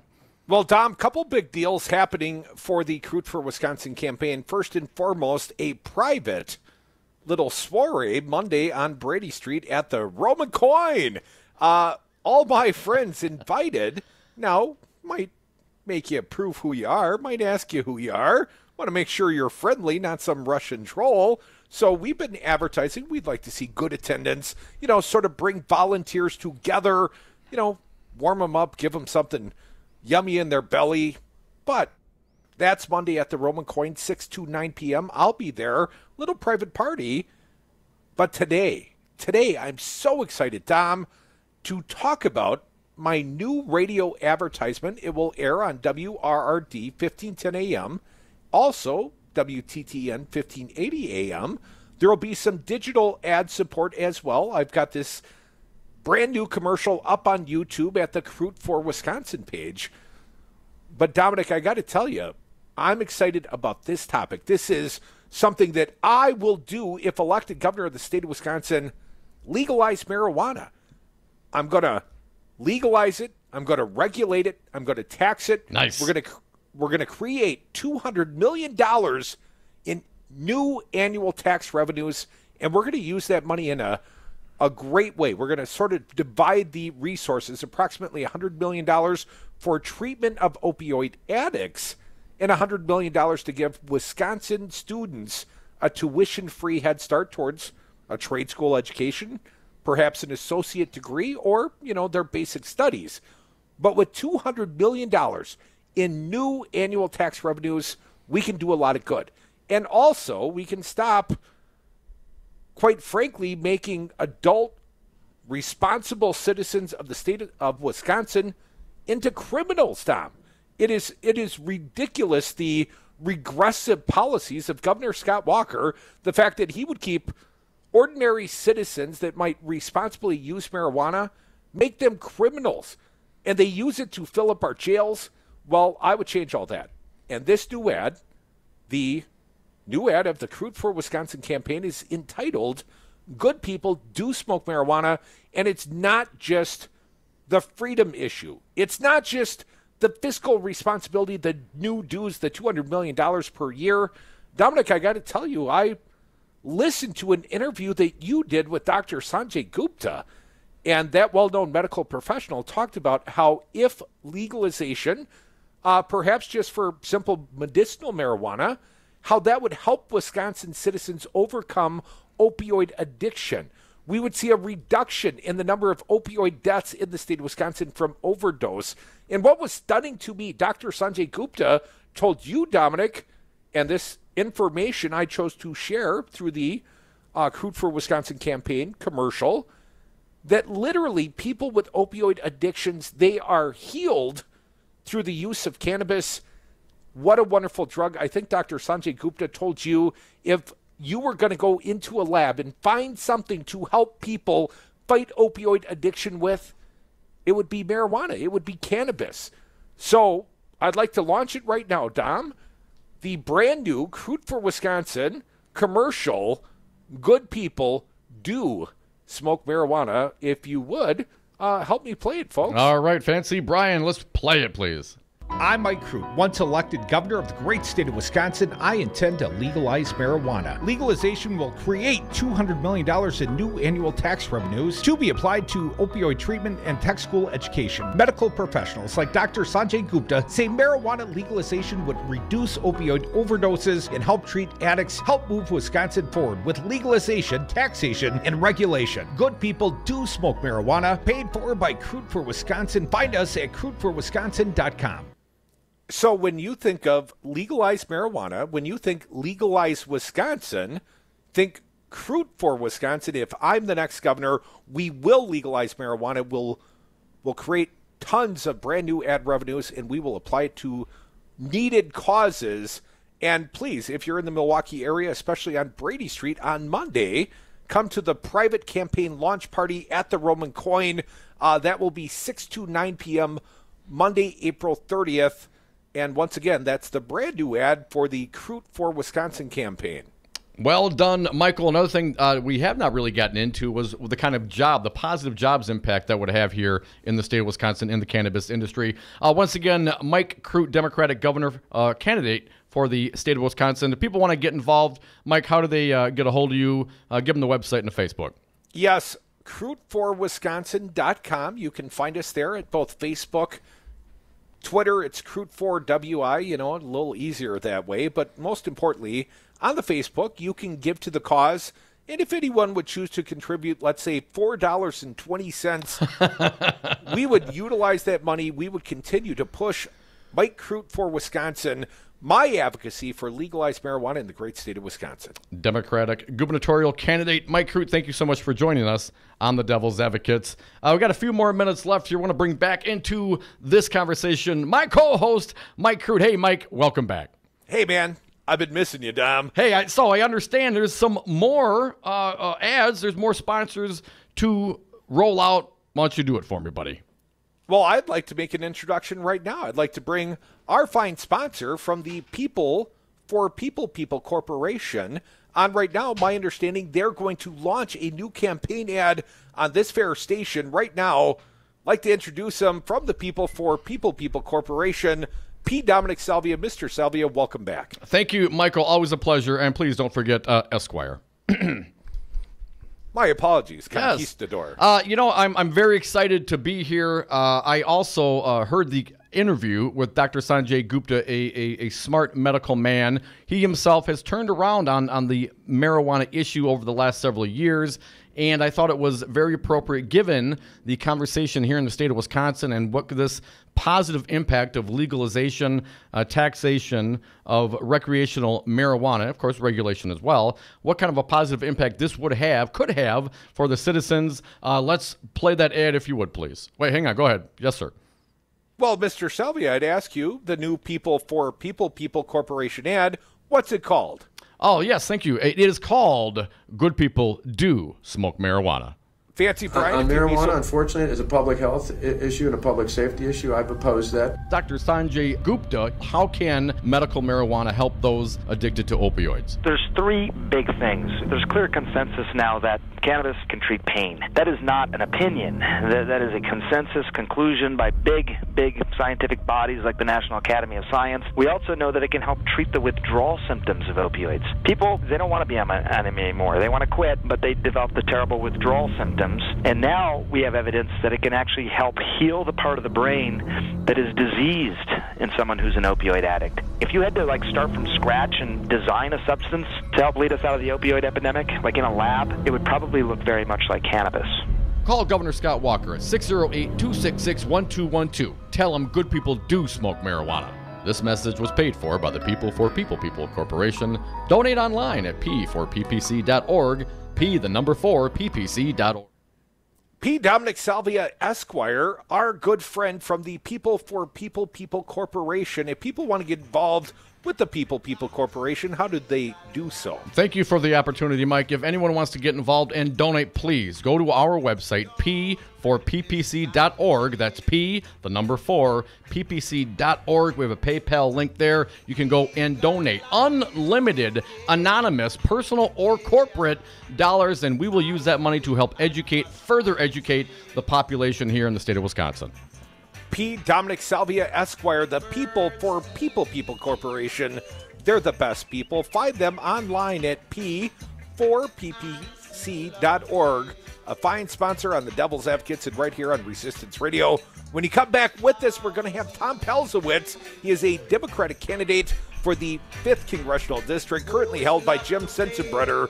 Perhaps he also shares our affinity for the legalization, regulation, and taxation of recreational marijuana. Come back with us. More Devil's Advocates. It's a Friday afternoon. Thank God. Legalize it, yeah, and I will advertise it. Good people don't smoke marijuana. It'd be a lot cooler if you did. On marijuana, unfortunately, is a public health issue and a public safety issue. I've opposed that. Dr. Sanjay Gupta, how can medical marijuana help those addicted to opioids? There's three big things. There's clear consensus now that cannabis can treat pain. That is not an opinion. That is a consensus conclusion by big scientific bodies like the National Academy of Science. We also know that it can help treat the withdrawal symptoms of opioids. People, they don't want to be on them anymore. They want to quit, but they develop the terrible withdrawal symptoms. And now we have evidence that it can actually help heal the part of the brain that is diseased in someone who's an opioid addict. If you had to start from scratch and design a substance to help lead us out of the opioid epidemic, like in a lab, it would probably look very much like cannabis. Call Governor Scott Walker at 608-266-1212. Tell him good people do smoke marijuana. This message was paid for by the People for People Corporation. Donate online at p4ppc.org, p4ppc.org. Do you love public education? Do you want to support your schools? Then you should support the people who make them work. You should support teachers and their unions. Teachers' working conditions are students' learning conditions, and when the school bell rings, it is crucial that teachers do not check their rights at the door. The ability to organize and advocate around issues that improve the quality of a teacher's workplace will increase opportunities for students and make schools safer for everyone. Stand with teachers, stand with WEAC Region 7. Tune in to The Resistance, Wisconsin's Resistance Radio. Start your weekday off with the Earl Ingram Show from 7 to 9 a.m. Next is the Stephanie Miller Show from 9 to 11. Then from 11 to 2, it's the Tom Hartman Program. At 2 o'clock, it's 414 Wisconsin. Then from 3 to 6, it's the Devil's Advocates. Mandatory listening. Wisconsin's Resistance Radio. You are listening to 1510 AM WRRD Waukesha, Milwaukee, and 1580 AM WTTN Columbus, Wisconsin's Resistance Radio Network. Lawsuit on hold, no plea. I'm Barbara Cusack. A federal judge put adult film star Stormy Daniels' lawsuit against President Trump and his personal lawyer Michael Cohen on pause for 90 days. Correspondent Sarah Seidner says Cohen argued his Fifth Amendment rights may be jeopardized if the proceedings weren't delayed. Cohen had put forth a declaration saying that he believed it would impact his Fifth Amendment rights because there is a criminal investigation against Cohen right now. He didn't feel that he should be able to take part in this civil case with the criminal case looming. The man accused of being the Golden State Killer did not enter a plea during his first court appearance. Joseph James D'Angelo was arraigned today in Sacramento County Superior Court on 2 counts of murder. He's been denied bail. President Trump is preparing for his proposed meeting with North Korean leader Kim Jong-un on the heels of an historic summit between the leaders of North and South Korea. Defense Secretary James Mattis says there are high hopes for Trump's meeting. I don't have a crystal ball. I can tell you we are optimistic right now that there's opportunity here that we have never enjoyed since 1950. So we're going to have to see what they produce. But that's going to take diplomats working, and I am not going to calculate in advance anything. The firing of the House chaplain by Speaker Paul Ryan has drawn protests from Republicans and Democrats alike. Virginia Democrat Congressman Jerry Conley had this to say about Reverend Pat Conroy, a Jesuit priest, being asked to resign. We're quite suspicious of these after-the-fact explanations. We think, frankly, it's probably more political, and there could even be a little bit of religious bias thrown in. Stocks finished with a split decision today after a wobbly day of trading. Amazon led a rally among retailers, but ExxonMobil dragged energy companies lower to end an uneven week on Wall Street. The Dow lost 11 points, the S&P gained 3, and the Nasdaq rose by 1. I'm Barbara Cusack. Hi, this is Brad Saug, owner of Zero Res Madison Carpet Cleaning. Zero Res is the best new technology in carpet cleaning. We have a patented process using empowered water. A high-tech process in which we force the water to act like soap.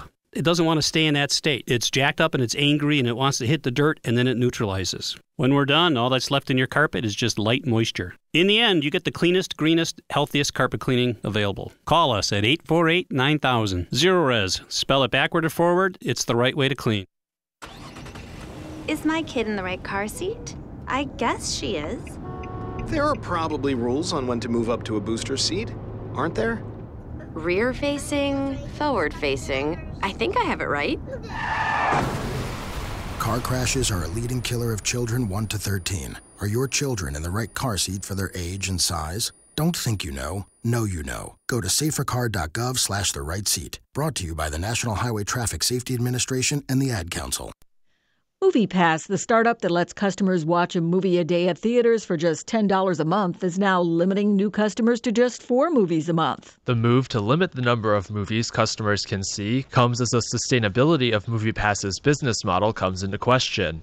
The startup is paying most theaters the full price of the ticket, causing them to lose money if a user sees more than 1 movie a month. Customers who have already signed up under the old plan are not affected by the changes, but it is unclear if they will be able to renew when their subscription runs out. I'm Alex Hinton. Britain's royal palace says the Duke and Duchess of Cambridge's new baby's name is Prince Louis Arthur Charles. Correspondent Max Foster says Louis is 5th in line to the throne. So his full title, His Royal Highness Prince Louis of Cambridge. He's 5th in line to the throne. Harry's now number 6th. So Harry's going to have to technically bow to this baby. It's Nashville hosting Winnipeg in the NHL Western Semis. I'm Barbara Cusack. Today we decided to walk to school. The light counted. 15, 14. 31? I mean, 13? We took a left on Carroll Street. Danny's smart, but he gets distracted. He realized he forgot his homework. I hope he doesn't have another bad day at school. When you can see learning and attention issues from their side, you can be on their side. That's why there's Understood.org, a free resource for the parents of the 1 in 5 kids with learning and attention issues. Go from misunderstanding to Understood.org. Brought to you by Understood and the Ad Council.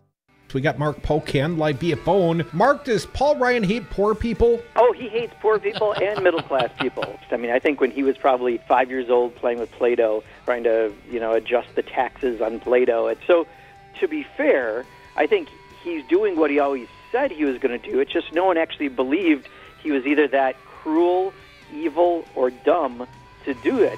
The Devil's Advocates, weekday afternoons on 1510 a.m., Wisconsin's Resistance Radio.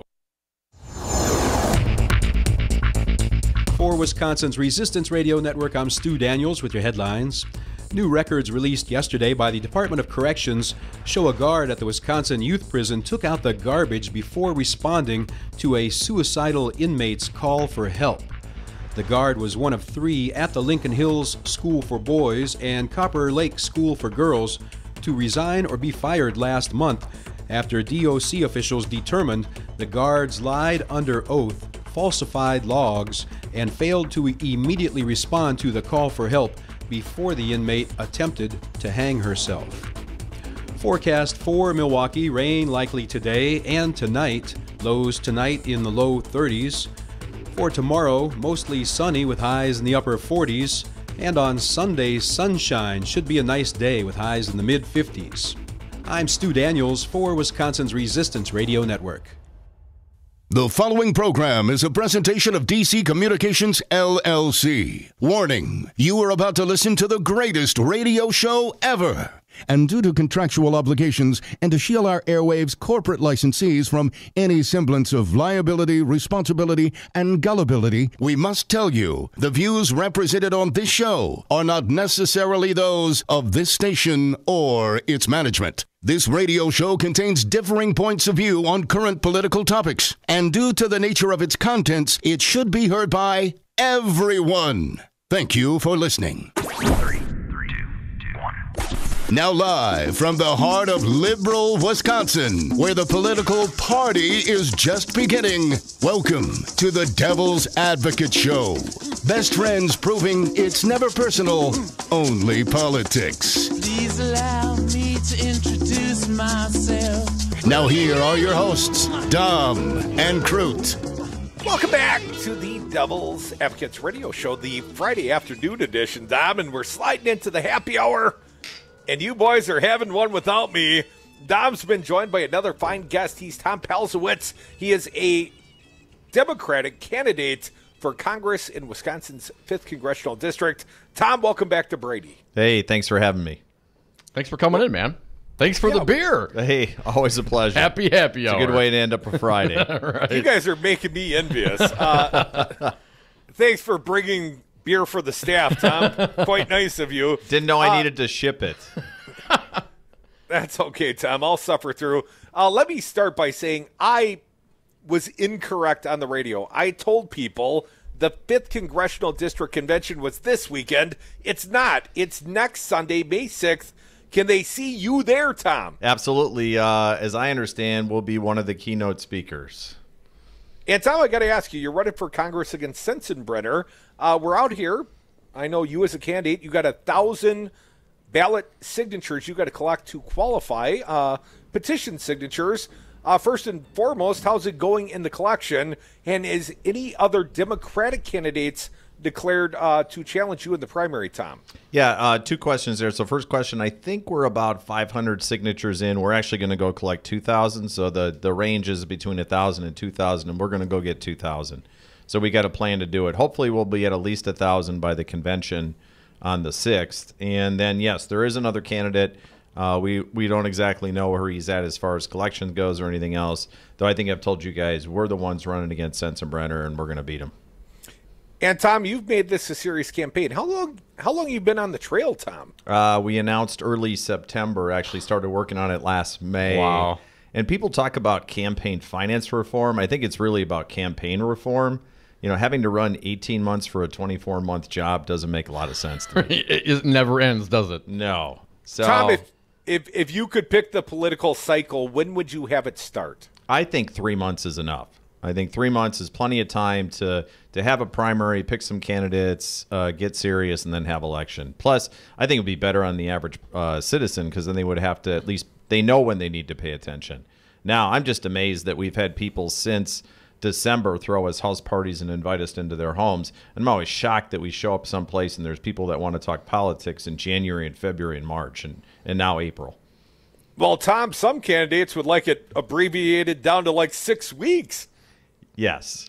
Yeah, 6 weeks might be a little too short because I think there needs to be at least a little bit of time for a vetting process. So, yet I haven't really figured out exactly where my position is in that. I know it's not 18 months, though. Tom, I got to tell you, it has been an eye-opening experience. When people talk about campaigning, it's not simply going on the radio or getting up in front of big rallies and giving speeches. What is most campaigning like, at least for the Palzewicz campaign? Dull and boring. That's what most of it is like. It's calling people up. You're doing it wrong, Tom. It's calling people up. Well, I'm not exactly, the Mr. Thrill guy. So we've just been knocking it out day by day, and it's really just scheduling. And, I built a business, this, Groot. Building a business, it just takes time and effort and consistency, and that's what we've been doing every step of the way, is just building a foundation. And the other thing is we're building a foundation that can be used in this district moving forward, even after this election. So we're putting the time in, we're putting the effort in to build an infrastructure, and that basically anybody who runs in this district, and even when they redistrict, there'll be good information in this area moving forward. And Tom, you think part of your role as a candidate is data collection for the broader good of those that might come after you, sir? Oh, absolutely. Being a business owner and being a measurement guy myself, I really consistently focus on making sure we have good data. Because otherwise, and this, it's an emotional roller coaster versus looking at the facts and looking at what's really going on. Can it be both, Tom? Sure it can. Of course it is. Folks, you're listening to the Devil's Advocates radio show on Wisconsin's Resistance Radio Network. Tom Palzewicz, he's a Democrat. He's running for Wisconsin's 5th Congressional District. Tom, how do you determine and choose what events you're going to hit? I mean, it's one thing to start running. You said 18 months, a long time.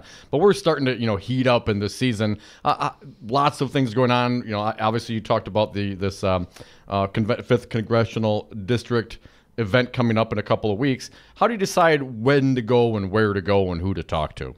Yeah, the way we think about that is if there's something happening in the district and it's political, we're going to try to attend. Now, there's Julie Hensey, who's running for the state Senate seat in the 5th, is actually, we have co-office space. So we're sharing an office space with her and her staff.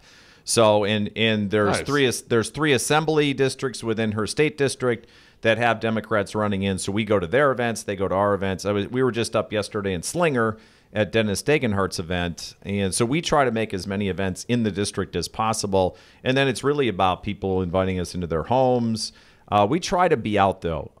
Especially in this district, there's not a laundry list of people who have given to this candidate in this district before. So a lot of what we had to do is get very creative, very inventive to branch out and figure out where to go. And what are you finding from the constituents? Are people dialed in? Are they excited to talk about politics? Are they coming, kicking and dragging and screaming to the conversation? What are you finding among your constituents? 3 things happen. One is when I tell them I'm running in the 5th, they go, "Oh, again, Sensenbrenner?" And I said, "Yes." And they said, "Oh, thank goodness." And also, I think I said that when we first met, Tom. And then, "Oh, thank you," is usually the second response. And then they say, "You've got my vote." And I say, "Wait a minute, you haven't even talked to me yet. So let's raise the bar. At least have a conversation with me first before I can earn your vote." But then it's really about they just want things to be different. And after 40 years of Sensenbrenner, they're tired of the non-action. They're tired of the same old thing. And really, everybody I've met has a Sensenbrenner story. And very few of them are flattering. And most of them are where he hasn't given the impression that he's listened or taken anything out of the conversation except talked at people. What about issues? Any specific things rising to the top of most people you speak to when you get down to the specific issues affecting your district? Yeah, absolutely. Gun control. Anything around guns right now is a big issue, especially Moms Demand Action. I mean, there's a certain element of frustration that, look, we all agree. At least 80% of people think there should be universal background checks, and we just can't even seem to get the bill to a vote. That's a problem with most people. The economy. I think understanding that we need wage growth. There's a lot of people that love what's going on with teachers right now, and the teachers are actually out there fighting for themselves, which I am absolutely 100% behind them. I think that time has come for us to understand that we need to invest in education and invest in people who are investing in education. The environment, I think it's a big one. They're very unhappy with what's going on with the EPA and Scott Pruitt. And then really education. You know, the cuts, especially in the state of Wisconsin, and the way I think about it around the country to education, just the infrastructure and how we educate kids has been a problem. Folks, you're listening to the Devil's Advocates Radio Show. Got a fine guest live in the Brady Street studios. He is Tom Palzewicz. He is a Dem congressional candidate in the 5th District. Tom, I can't imagine that voters are loving the headlines with Donald Trump right now. Even if they were perhaps once Donald Trump supportive, I got to ask you, sir, as you're out there on the stump, you're running for federal office, perhaps as a check on the Trump administration. Is Trump an issue? How many people say, my God, I didn't know it could be this bad? Trump is an issue with everybody I've met. And the biggest thing, it's not just that he's an issue, is that he's actually driving the discussion in ways people just don't want to have happen. People generally, at least the way I think about it, most people don't want a drama-filled environment on a day-to-day basis. And what's happening now, and here's one of the reasons I'm running, is that at the federal level, we lack a plan. We don't have a vision for where we want the country to go, and we don't have a plan to get there. So therefore, we're forced to battle with the day-to-day ups and downs of drama. And Trump is more than happy to fill that, and people are just tired of it. The problem is it's the president of the United States. It's hard to ignore the president of the United States. And more importantly, every single news outlet is talking about what the president has tweeted that morning. So that is the biggest frustration that people have. And the other part is the average person doesn't feel like the government is working for them right now. And not only that, is most people have unfortunately started to give up on the idea of the American dream. And that, to me, is the biggest challenge we have as this country, that people's taking a step back and saying, I don't think I can actually be better off than my parents. That's a problem. And that's not what this country's about. Is that coming from the millennials themselves? Or are you hearing that from their people see the role of Congress? Or you know what I mean? It's a little more nuanced than simply being opposed to what they might see as the scary policies of Donald Trump. Absolutely. And part of it, though, is a lot of millennials I've met, they're actually almost frustrated and they've given up on the fact that things can be different. And I think the polarizing impact of Parkland has really taken young people to an extent and saying, no, we have a chance to change this. I think the power that young people are seeing that they have is really important. And I think that's the next step, is educating young people and helping them understand, here are the things that are going to help you. Well, Tom Palzewicz, please stick around. We'll talk more. Got a fine congressional candidate in the Brady Street studios with my little buddy Dom. He is Tom Palzewicz. He's running as a Dem in the 5th. Currently, that's Jim Sensenbrenner's spot. Only has been for, what'd you say, Tom, 40 years? 40 years. Perhaps time for a change. More Devil's Advocates. We'll be right back. Happy Friday to you. Come back with the Devils and Tom Palzewicz.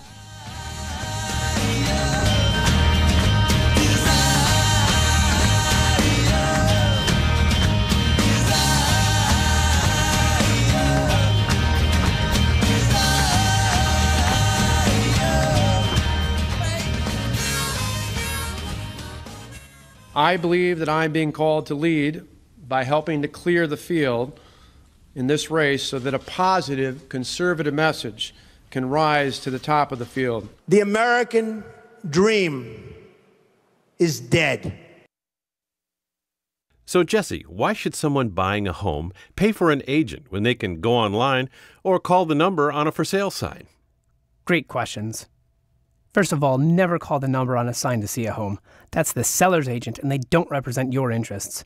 If they show you a home outside of an open house, you forfeit your ability to have someone negotiate in your corner at no cost to you. Well, with interest rates still at historic lows, how can buyers still get a great deal and protect their rights? Step 1, find a buyer's agent that you trust.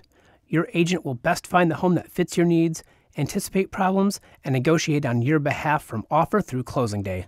And most home listing contracts stipulate that the seller's agent pays for the buyer's commission. Solidarity Realty. They're real, they're solid, they're honest. Whether buying or selling in Madison or Dane County, call Solidarity Realty, 608-284-9311, or find them at solidarityrealty.com. Hi, I'm Anton Capella, Chief Technology Officer at Five Nines. Five Nines is more than just our name. It's the level of service you can expect. We provide 99.999% uptime. That's the highest availability and performance you can get. You have enough to worry about with your business data, web, security, and cloud services, so we'll manage your IT so you don't have to. Visit 59s.com. That's the number 5NINES.com. Listen, as a hiring manager, I've got to tell you, the best job candidate isn't always the typical candidate. Sometimes they're a grad of life. Meet the grads of life. Young adults of unique determination and experience, an ideal fit for your company in an entry-level position, internship, or mentorship. They might not have every qualification you typically look for, but they're exactly who your company needs. Sometimes the best candidates aren't the ones you're used to. Go to gradsoflife.org to learn how to find, cultivate, and train this great pool of untapped talent. Brought to you by the Ad Council and gradsoflife.org. Have you outgrown your house? Are you sick of apartment living? Not ready to buy but know you need to move? Hi folks, this is Tom Hartman for CCL Management in Middleton. You should consider moving up to one of the finer rental homes CCL Management represents. Unique houses and condos, always clean, most are pet friendly. Visit cclmanagement.com today to find your new home. CCL Management, Dane County's premier leasing and property management company. Call CCL Management at 833-0009. That's 833-0009 or visit cclmanagement.com today. In this hot real estate market, don't pay 5 or 6% commission. With Homeowners Concept Realtors, you pay no more than 3.9% for full service. Homeowners Concept Realtors sell many more homes per year than the average agent. That's experience you can count on. If you're thinking of selling, call 414-258-7778 for an agent that specializes in your area for ideas on price, marketing, and staging your home. The more you know, you'll wisely choose Homeowners Concept 3.9% Realtors. HomeownersConcept.com. My name is Lola Silvestri, and I'm going to be 95 this year. I was very independent. I fell, and I had to have Meals on Wheels. America, let's do lunch.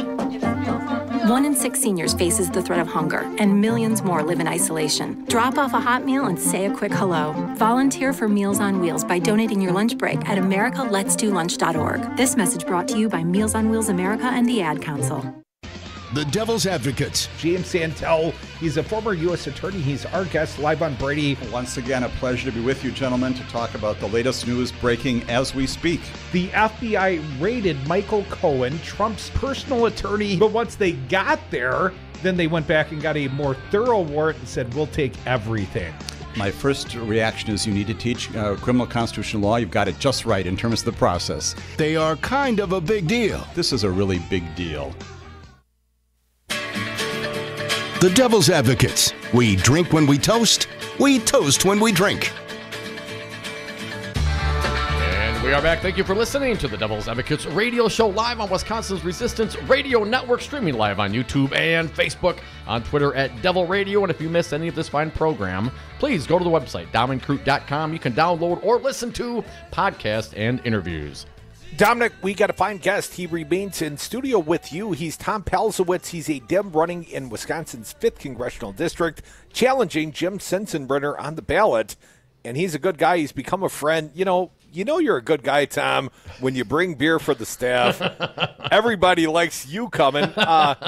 Quick tweet before we move on topically. Jesse Apoyan tweeted out the People for People Corporation, a 501c3 tied to at Devil Radio, the show Dem hashtag Wisconsin Gov candidate at Crew for Wisconsin co-host has a new ad declaring good people do smoke marijuana. We shared that on the air. It's been fact-checked by Stu Levitan. Fact check, according to Stu, true. Good people do smoke marijuana. Catch you the flip side, Stu. Tom, got to ask you, sir. You're running for a federal office. Obviously, marijuana policy comes top down, and then states, they dicker it out over their own policies. But what about federal marijuana policy? We were discussing during the break, medicinal marijuana could be just the thing that our society needs to help heal us from these massive opioid epidemics and overdoses. Tom Palzewicz, what about medical cannabis? What about legalized recreational cannabis? Let's start with medical cannabis. One of the things I've always thought about is with opiates, and my wife knows this firsthand with opiates, it's really, for some people, they can't take them and they have to find other drugs because they're allergic to them. But people who take them have a high propensity to obviously become addicted to them. And you want to make sure you don't take too many. Yet, here's the thing that I don't understand about this crisis is we know who the suppliers are. We know exactly who's writing the prescriptions. And the frustrating part for me from the outside looking in on this is why aren't we doing something for the doctors and the RNs who can write prescriptions, who are the pill mills? Yeah. Why is enforcement not happening on a regular basis right there? But marijuana, going back to marijuana, I think the key there is if people were able to take medicinal marijuana instead of opiates in their in that short period of time when you have surgery, when you have some kind of other problem, just how many less people would actually be impacted by it? Because you guys know this. How many people have overdosed on marijuana? Oh, like 100, 115 people a day die from overdosing. Well, he said on marijuana. on opioids. On opiates. How many people? Yep. Sanjay Gupta, in my fine interview with him earlier this week, said the research that he has found zero. Zero. That number is zero. And that, to me, is the key, is this is something that is just not going to happen if we shift gears. Now, it's got to get out of Schedule 1. And we got to get it out of Schedule 1 as a drug. It should not be there. It shouldn't have been there to start with. And the other part is recreational marijuana, I think, should be legal. And the reason it should be legal is you guys already know this. There's a lot of people using it, but on top of that, the taxes that could be levied off of it to do good, to increase our funding for our schools, roads, you name it, would be a boon to most states. And I think the states that are doing it right now, Colorado, Washington State, California is just implementing, and they're already seeing the benefits of it. Well, certainly they're seeing the financial benefits. Tom, estimates, we have a similar population in the state of Wisconsin as Colorado. Colorado ginning up $200 million per year in new tax revenues. Tom, seems like any state could use that. The black market marijuana, it's already here. Dom knows the weed man. He could come calling. The money's already here, Tom. Why doesn't the government just take its part? I think it's mostly because of the long-held stereotype that marijuana is a gateway drug to other drugs. And I think studies have shown, at least the small studies that have been shown, that that's not true. Actually, alcohol is the gateway drug to most other problems. We need more studies. And because it's a Schedule I drug, it actually interferes with being able to do more studies. I think that's where we need to go next. We need a lot more research and a lot more studies because we have anecdotal evidence. And even CBD oil, I think, is good, but you don't know what you're getting when you're getting it, and I think that's a problem. Well, and I think, again, comparing recreational cannabis to the other legal drugs out there, nicotine and alcohol specifically, killing thousands and thousands and thousands of people every single year, if not immediately from you can overdrink, you can drink yourself to death. Tonight I could do that if I tried. I cannot smoke myself to death. I cannot ingest enough marijuana to die. So those that are still against it, I think, have some catching up to do. Agreed. Tom Palzewicz, I look forward to seeing you at the 5th Congressional District Convention next Sunday, May 6th.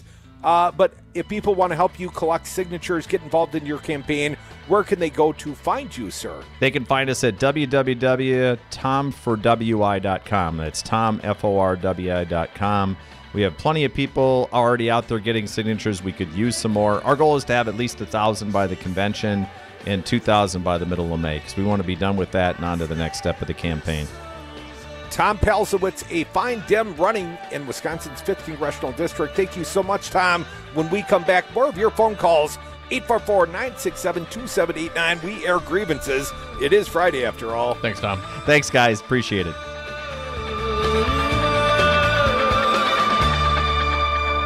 Let me just say, they are a breath of fresh air. Meet me in your Sunday best, downtown at On the Bayou Restaurant for the best Cajun brunch outside of New Orleans. I am Earl Ingram, the voice of the voiceless and the champion of the working class from News Talk 1510 AM WRRD, Wisconsin's Resistance Radio. I'm looking forward to seeing you and your family at the church at On the Bayou for brunch. The restaurant is located at 2053 North Martin Luther King Jr. Drive in the Bronzeville Cultural and Entertainment District of Milwaukee. It's a lot easier to measure how many times students use a semicolon correctly in an essay. Educated educators talking education. Than it is to measure how many wonderful ideas are in that essay. Busted Pencils. There is no teacher shortage. With Dr. Tim Slecker. There is a teacher exodus. Featuring Matt Damon's mom. You want to know what my mom would say? We've had an intrusion into education. Busted Pencils Radio. Saturdays at 11 on Resistance Radio. You are listening to Wisconsin's Resistance Radio Network. Believe me, there is no collusion. Believe me.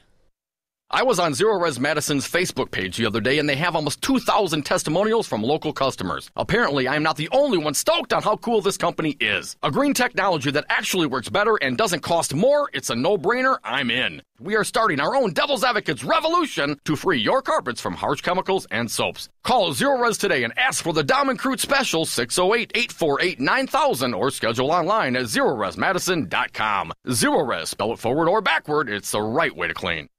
My name is Adam Holmes, and I'm proud to be union.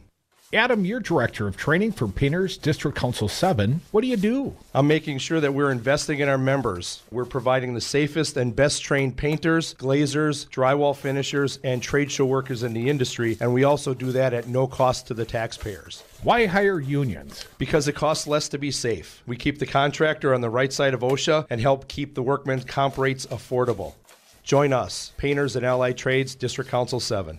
Have a drink at Regano's Roman Coin. This neighborhood corner tavern is as classic as the street it occupies. Family owned and operated since 1966, Regano's Roman Coin is located in a former Pabst Tide House on historic Brady Street, serving an array of craft beers with a focus on Wisconsin breweries. Also, weekly drink specials, trivia on Wednesdays, seasonal sporting events, parties hosted for all occasions, and pet friendly. Open 11 a.m. Tuesday through Friday, 10 a.m. Saturday and Sunday, closed on Monday. Regano's Roman Coin, Milwaukee's pet friendly, cash only order and classic corner tavern. Hi, I'm Becky with Bounce Milwaukee, a progressive, local, family-owned entertainment center. We just want to remind you what it's like to be a kid again. Come on in for all ages fun. Bounce in our giant inflatables, race up the rock wall, dominate your friends in laser tag, or just relax in our bar or our massage chairs. Open 6 days a week with extended adult-only weekend hours. Find us at bouncemilwaukee.com.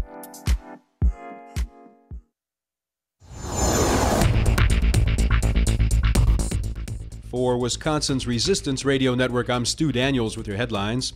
New records released yesterday by the Department of Corrections show a guard at the Wisconsin Youth Prison took out the garbage before responding to a suicidal inmate's call for help. In sports, the Bucks beat the Celtics last night 97-86 at the Bradley Center, forcing a Game 7 on Saturday night in Boston. The Brewers lost to the Cubs last night 1-0, ending their 8-game winning streak. Game 2 of that 4-game series is today in Chicago, and the Packers chose cornerback Jair Alexander from Louisville with their first pick in the NFL Draft. Forecast for Milwaukee, rain likely today and tonight, lows tonight in the low 30s. For tomorrow, mostly sunny with highs in the upper 40s. I'm Stu Daniels for Wisconsin's Resistance Radio Network. Kicking ass and taking names since the Wisconsin Uprising, Dom and Crute are the Devil's Advocates. Welcome back to the Devil's Advocates radio show. It's the happy hour on Brady Street. It was a little happier because our friend Tom Palzewicz, a fine Dem running in Wisconsin's 5th Congressional District, he stopped down. He brought cold ones for the crew. I am envious of all you fine gentlemen, Dom. Thank you, Tom. Thank you, Tom. Next time, I'll have to be there when See? Tom comes. That's what happens when you play hooky, Crudy. Yeah, I'm not playing hooky, man. I'm in an undisclosed bunker location. You never know when some Trump-like creature might be trolling me out there in this world, Tom. Well, there's a lot of those out there. You know, let's give people an opportunity to air their Friday grievances. No, you're probably driving home right now thinking, I can't wait to get home. You know, smoke a little, drink a little, whatever you do to change your mood on a Friday night. But 844-967-2789, until someone else is here to express their grievances, Dom, I got another one I'd like to throw out there for your consideration. All right, man. Lay it on me, brother. There was a story at the Journal-Sentinel. I found it online. His Trump troll, guy carved out a Trump troll, is the most funded Kickstarter campaign in Wisconsin. Like a Trump troll, like literally like a little doll. A little doll with the pompadour comb over. He's got the very yellow eyebrows, but around the eyes, they're white, like he was wearing, like tanning goggles or something. Like Comey said. Now this fine gentleman's raising money for a Putin doll, Dom. Chuck Williams' crude sculpture of President Donald Trump as a troll became the most funded Kickstarter campaign in Wisconsin last year. Wow. Here, listen to the numbers, Dom. This guy should run for something. The goal, sorry, Mary, you know I'm on the radio. The goal was to raise $38,000 and make about 3,000 of the troll dolls. After national media attention sent the campaign into the stratosphere, Williams raised $439,000 on Kickstarter, Wow. Dom. That's about $400,000 more than his goal. That makes Williams' Kickstarter both the most funded and most supported campaign in the state out of 3,748 different Kickstarters, Dom. The next most popular campaign, a card game called The Manhattan Project, has around half as many backers. Williams hopes lightning will strike twice as he's in the midst of a campaign for his newest doll featuring the image of Russian President Vladimir Putin.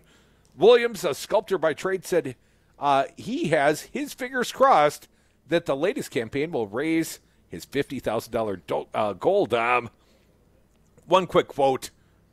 This one is more concept-driven, more artistic in its concept than what I did originally. As of Thursday, more than $33,000 had been raised with 15 days to go. Wow. Looks like the Putin doll's coming next. But I would point out, Dom, we've done our own little art project.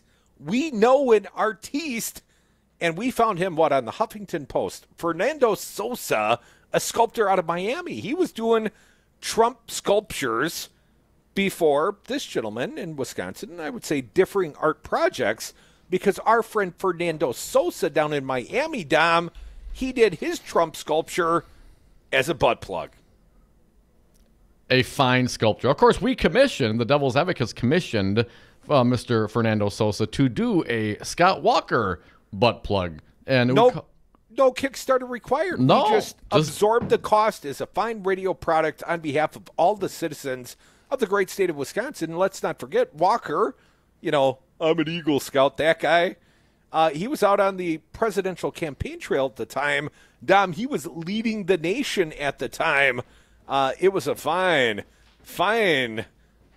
art project. You've got it for those watching. I do have it, stream, and I'll stick it up next to the cameras here on the live stream. But I hope Mr. Williams, in his new endeavor of making a Russian troll doll, doesn't accidentally fall off the 5th floor of his apartment building or somehow stab himself in the back in an act of suicidal rage. No collusion. So anyways, I guess my grievance is there is one, Dom, other than the fact I want to bring up the point that this is an interesting story. This guy's created a Trump doll that has made massive donations, but for those of you that want something a little more Badger-like, a little more personalized, don't forget, you can get the Devil's Advocates special edition of the Scott Walker butt plug, and you can find it at our friend at Fernando Sosa's site, The Political Sculptor, politicalsculptor.com.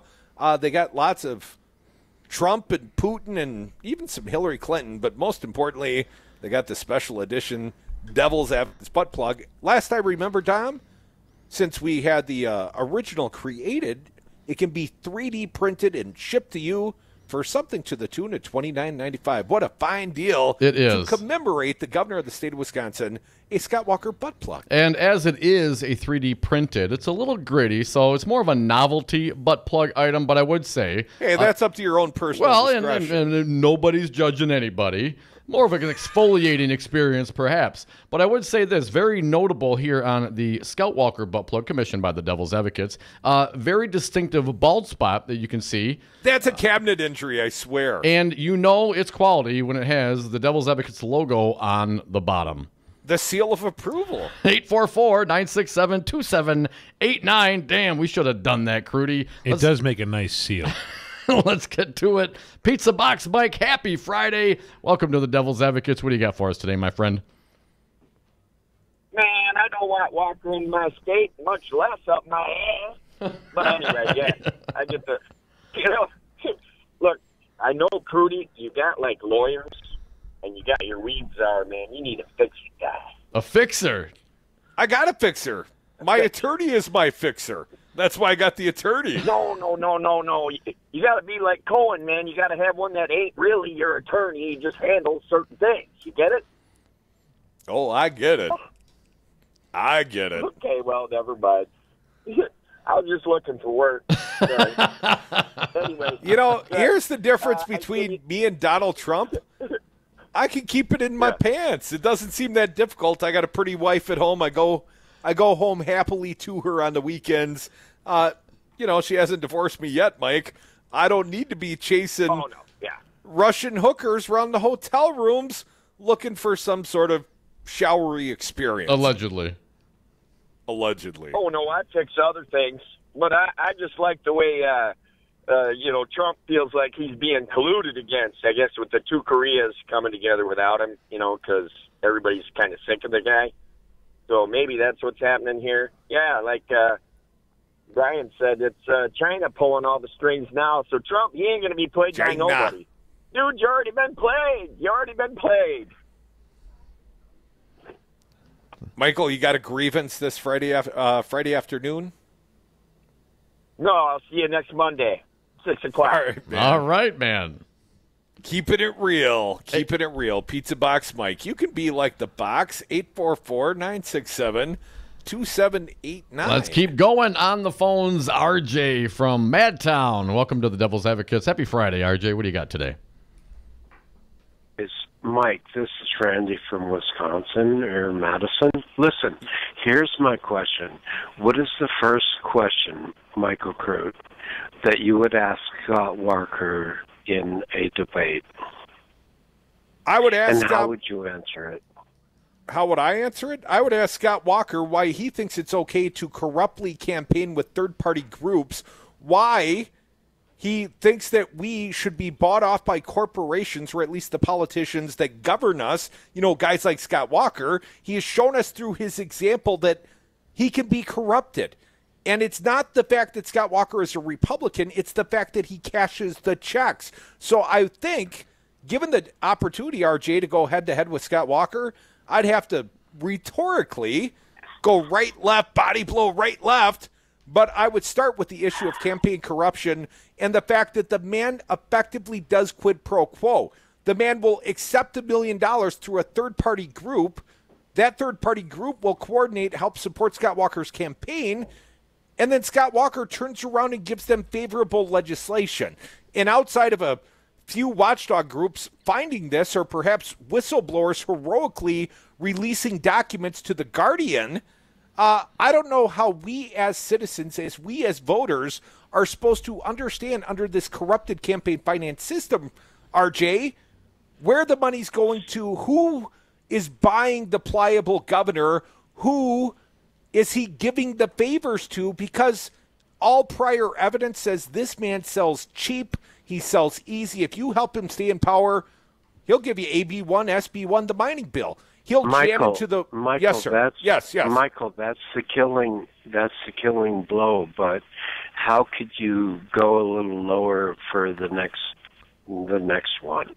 Well, then I'd ask him about the love child he allegedly had in college. That was a Scott P. Walker, but I'm pretty sure the woman that was there knew it was a Scott K. Walker. What'd you say? Can't go there? With the way I said I wouldn't go there. I said I would go with the uprising that he caused in 2011, and specifically point out the facts that happened there. Well, RJ, I appreciate your call and your friendly advice. I would point out I was arrested by Governor Scott Walker through his Capitol Police. I was victorious in the circuit courts. John Markson ruled my arrest unconstitutional. Scott Walker's administration chose to appeal to a 3-judge panel at the Court of Appeals. A unanimous 3-0 decision written by Kloppenberg found that the emergency administrative codes that Scott Walker used, the chilling prior restraint that he used against Wisconsin citizens, you don't have to like the protesters. They have the right to protest. They have the right to go up and sing their heart's content in the people's house. And, RJ, I was the named litigant. Look me up, State v. Crute. When Scott Walker says he was unintimidated, I'm going to say, BS, you had my ass arrested, and I beat you in the courts, and after I got done beating you like a redheaded stepchild, my buddy Dominic went through the federal courts, and you had to settle for 75,000 simoleons because you can't arrest the press either. Crudy, and I hope if that ever comes to fruition and you get the opportunity to bust chops on Governor Scott Walker when this issue, when his fascism comes up and this unconstitutional arrest of journalists and citizens and visitors and firefighters and children and teachers, when that comes up and you remind him of the settlement, will you please inquire about my 2 green jars of M&Ms that I never received, 1 plain and 1 peanut, and where the hell they are? You know, Tom, you probably gave them to the love baby. Folks, we are the Devil's Advocates. You can air Friday Grievances here. You want to know how I'd fight the governor in a debate? I'd go low early and often. I'd fight dirty. That's how I fight. If you're in a street fight, bring a gun to a pillow fight. That's my attitude. Come back with us. More Devil's Advocates. Your grievances, 844-967-2789.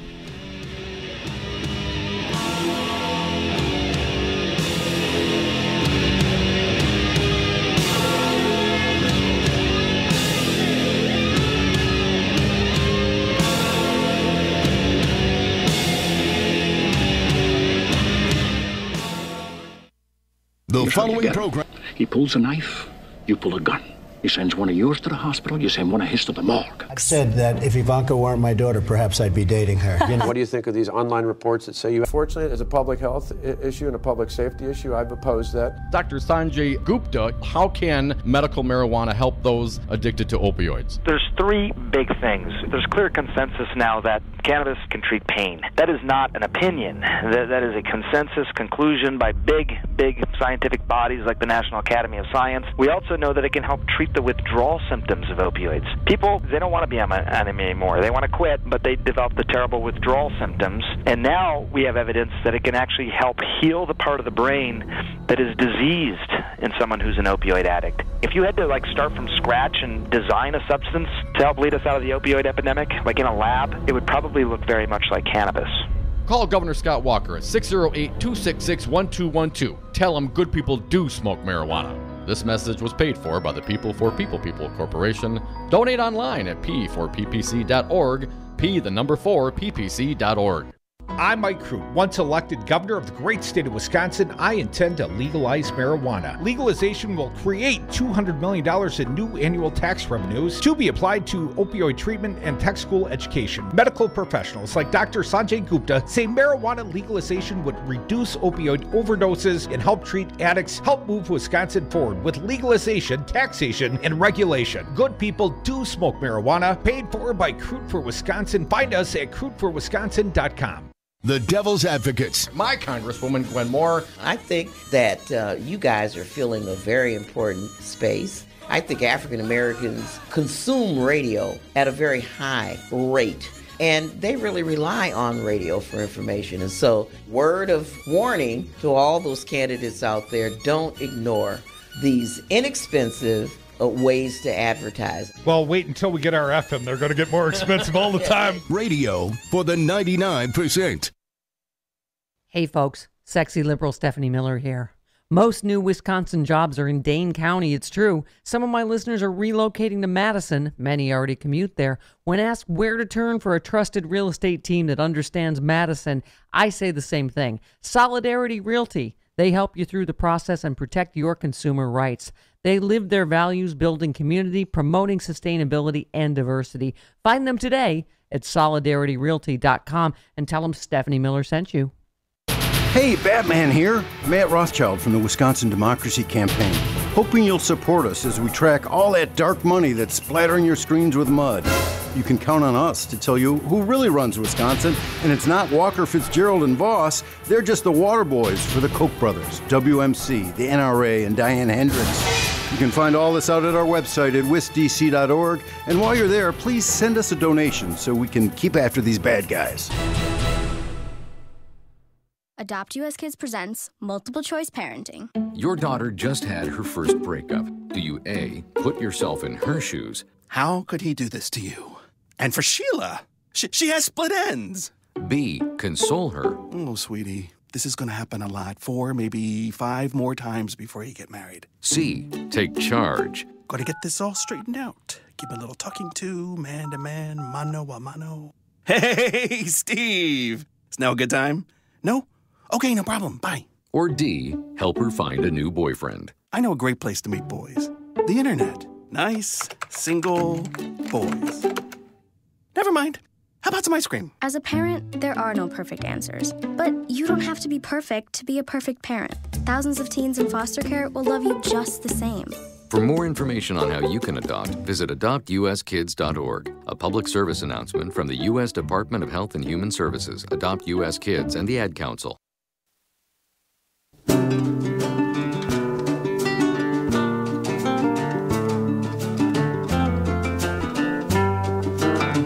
Grass-fed, locally raised, 100% organic. Dom and Cruz are the Devil's Advocates. And we are back. Thank you for listening to the Devil's Advocates radio show. Happy Friday, everybody. Last segment of the day. So if you got something to say, you better call now, 844-967-2789. Crudy, we got our pal, Will Durst, comedian, Milwaukee's own. He does a fine hit for us. He updates us with his comedic rantings every week. Well, we want to play it for the people before we run out of time. Here is our pal, Will Durst. Hey guys, Will Durst here with a few choice words about Donald Trump's worst enemy. No, it's not the media, it's not Iran, it's not the Democrats or the Republican Congress, it's not Godzilla, King of the Monsters, or Chris Christie. The winner is, drumroll please, Donald Trump. It's the man in the mirror. Our 45th president is a stable genius at getting in the way of his own agenda. Shoots himself in the foot so often his nickname should be Stumpy. The man is unable to keep from stepping in various pools of effluvium with a stink that would knock a flock of buzzards off a line of porta potties on the last day of Coachella. He recently went on Fox News' morning show and had a meltdown the size of a glacier hosting an active lava flow. Many pundits claim that his performance gave Trainwrecks a bad name. It got to where his loyal sycophants had to cut him off. We know you're busy. They worried he was digging his own grave and took away the shovel. One of his rants was about how Michael Cohen hardly represented him at all, but did in, quote, this crazy Stormy Daniels deal, unquote. Then, he said the money didn't come from campaign funds, when earlier he had denied the relationship happening at all and said that he had no knowledge about the payoff. The man suffers from such a tertiary case of foot and mouth disease, he probably saves time by flossing with his shoelaces. And all the wounds are self-inflicted. Trips over chalk lines that were painted on the floor. Give him enough rope and the guy will hang not just himself, but the whole room, especially that oval one. For WRRD 1510 AM Wisconsin's Resistance Radio, I'm Will Durst.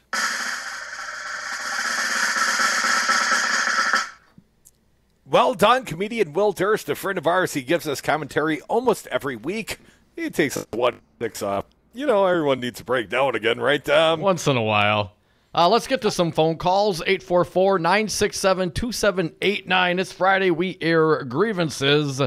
Let's get to it. Wisco Paul, I know what one of your grievances is. What else do you got for us? Oh, man. You're taking my time. Hey, thanks for taking my call, but it's Scott Hole. And, you know, you go back through history, you have to have good roads to move goods, people, and in this state, tourism.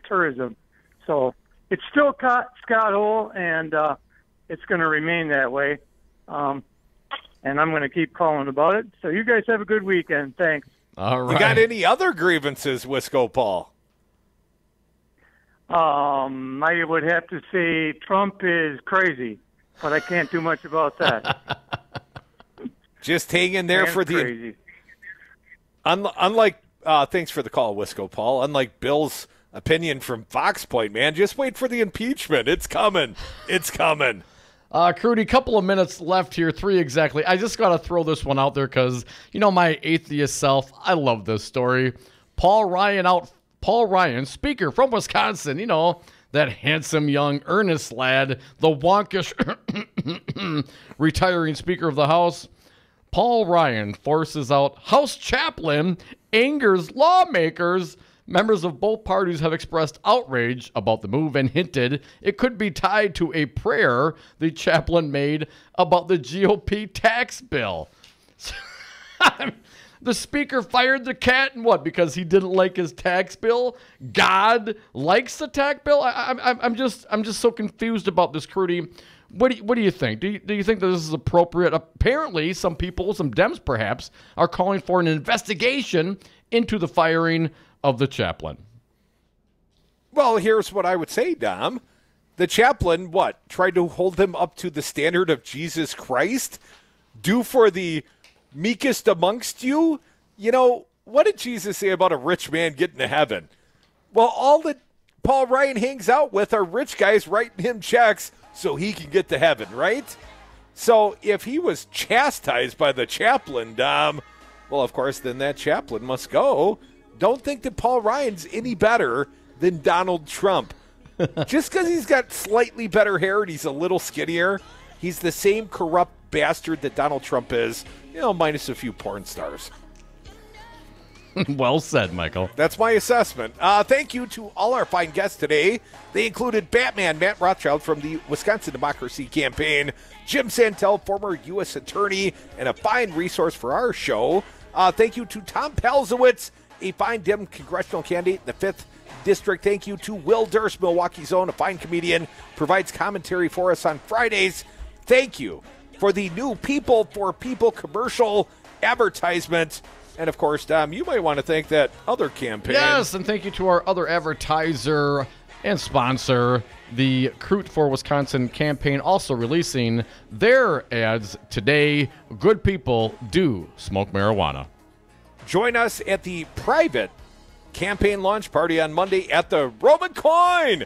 Have a great weekend, everyone. Enjoy the good weather. I'll be at the 2nd Congressional District doing a little speed dating with the candidates. Hope to see you there.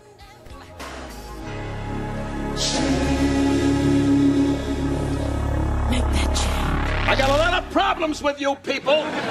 Now you're going to hear about it. Are you Roman Catholic? Oh, I'm sorry, but I'm afraid you can't come. The irony is a little... Hi, this is Brad Saug, owner of Zero Res Madison Carpet Cleaning. Zero Res is the best new technology in carpet cleaning. We have a patented process using empowered water, a high-tech process in which we force the water to act like soap. It doesn't want to stay in that state. It's jacked up and it's angry and it wants to hit the dirt and then it neutralizes. When we're done, all that's left in your carpet is just light moisture. In the end, you get the cleanest, greenest, healthiest carpet cleaning available. Call us at 848-9000. Zero Res. Spell it backward or forward. It's the right way to clean. Juice, Mom. Juice, juice, juice. Mommy, why are we going to the store? Mom, I want juice. Mom. Juice, juice, juice. Mom. Your child will have different needs at different stages of life, and that includes the car seat. See, car crashes are a leading killer of children ages 1 to 13. Protect your child's future at every stage of life. Go to safercar.gov/the-right-seat. A message from the National Highway Traffic Safety Administration and the Ad Council. Take a look under your bed. Find stuff under there? What about jobs? No? Now try your basement. There's a pair of overalls that overall you're not so into anymore. A perfectly good laptop that hasn't sat in your lap in months. And even more stuff, but still no jobs? Well, you really have both. See, stuff is defined as household articles considered as a group. Sometimes this stuff is no longer needed. Wait, no longer needed? That can't be right. Because remember those jobs you were looking for? Those are really needed, and they're the stuff inside your stuff. Even inside that winter coat that moved with you to Phoenix. Our job is to unlock those jobs, and it starts when you donate your stuff to your local Goodwill. Here's how we do it. When you donate to Goodwill, we sell your stuff to provide job training for people right here in your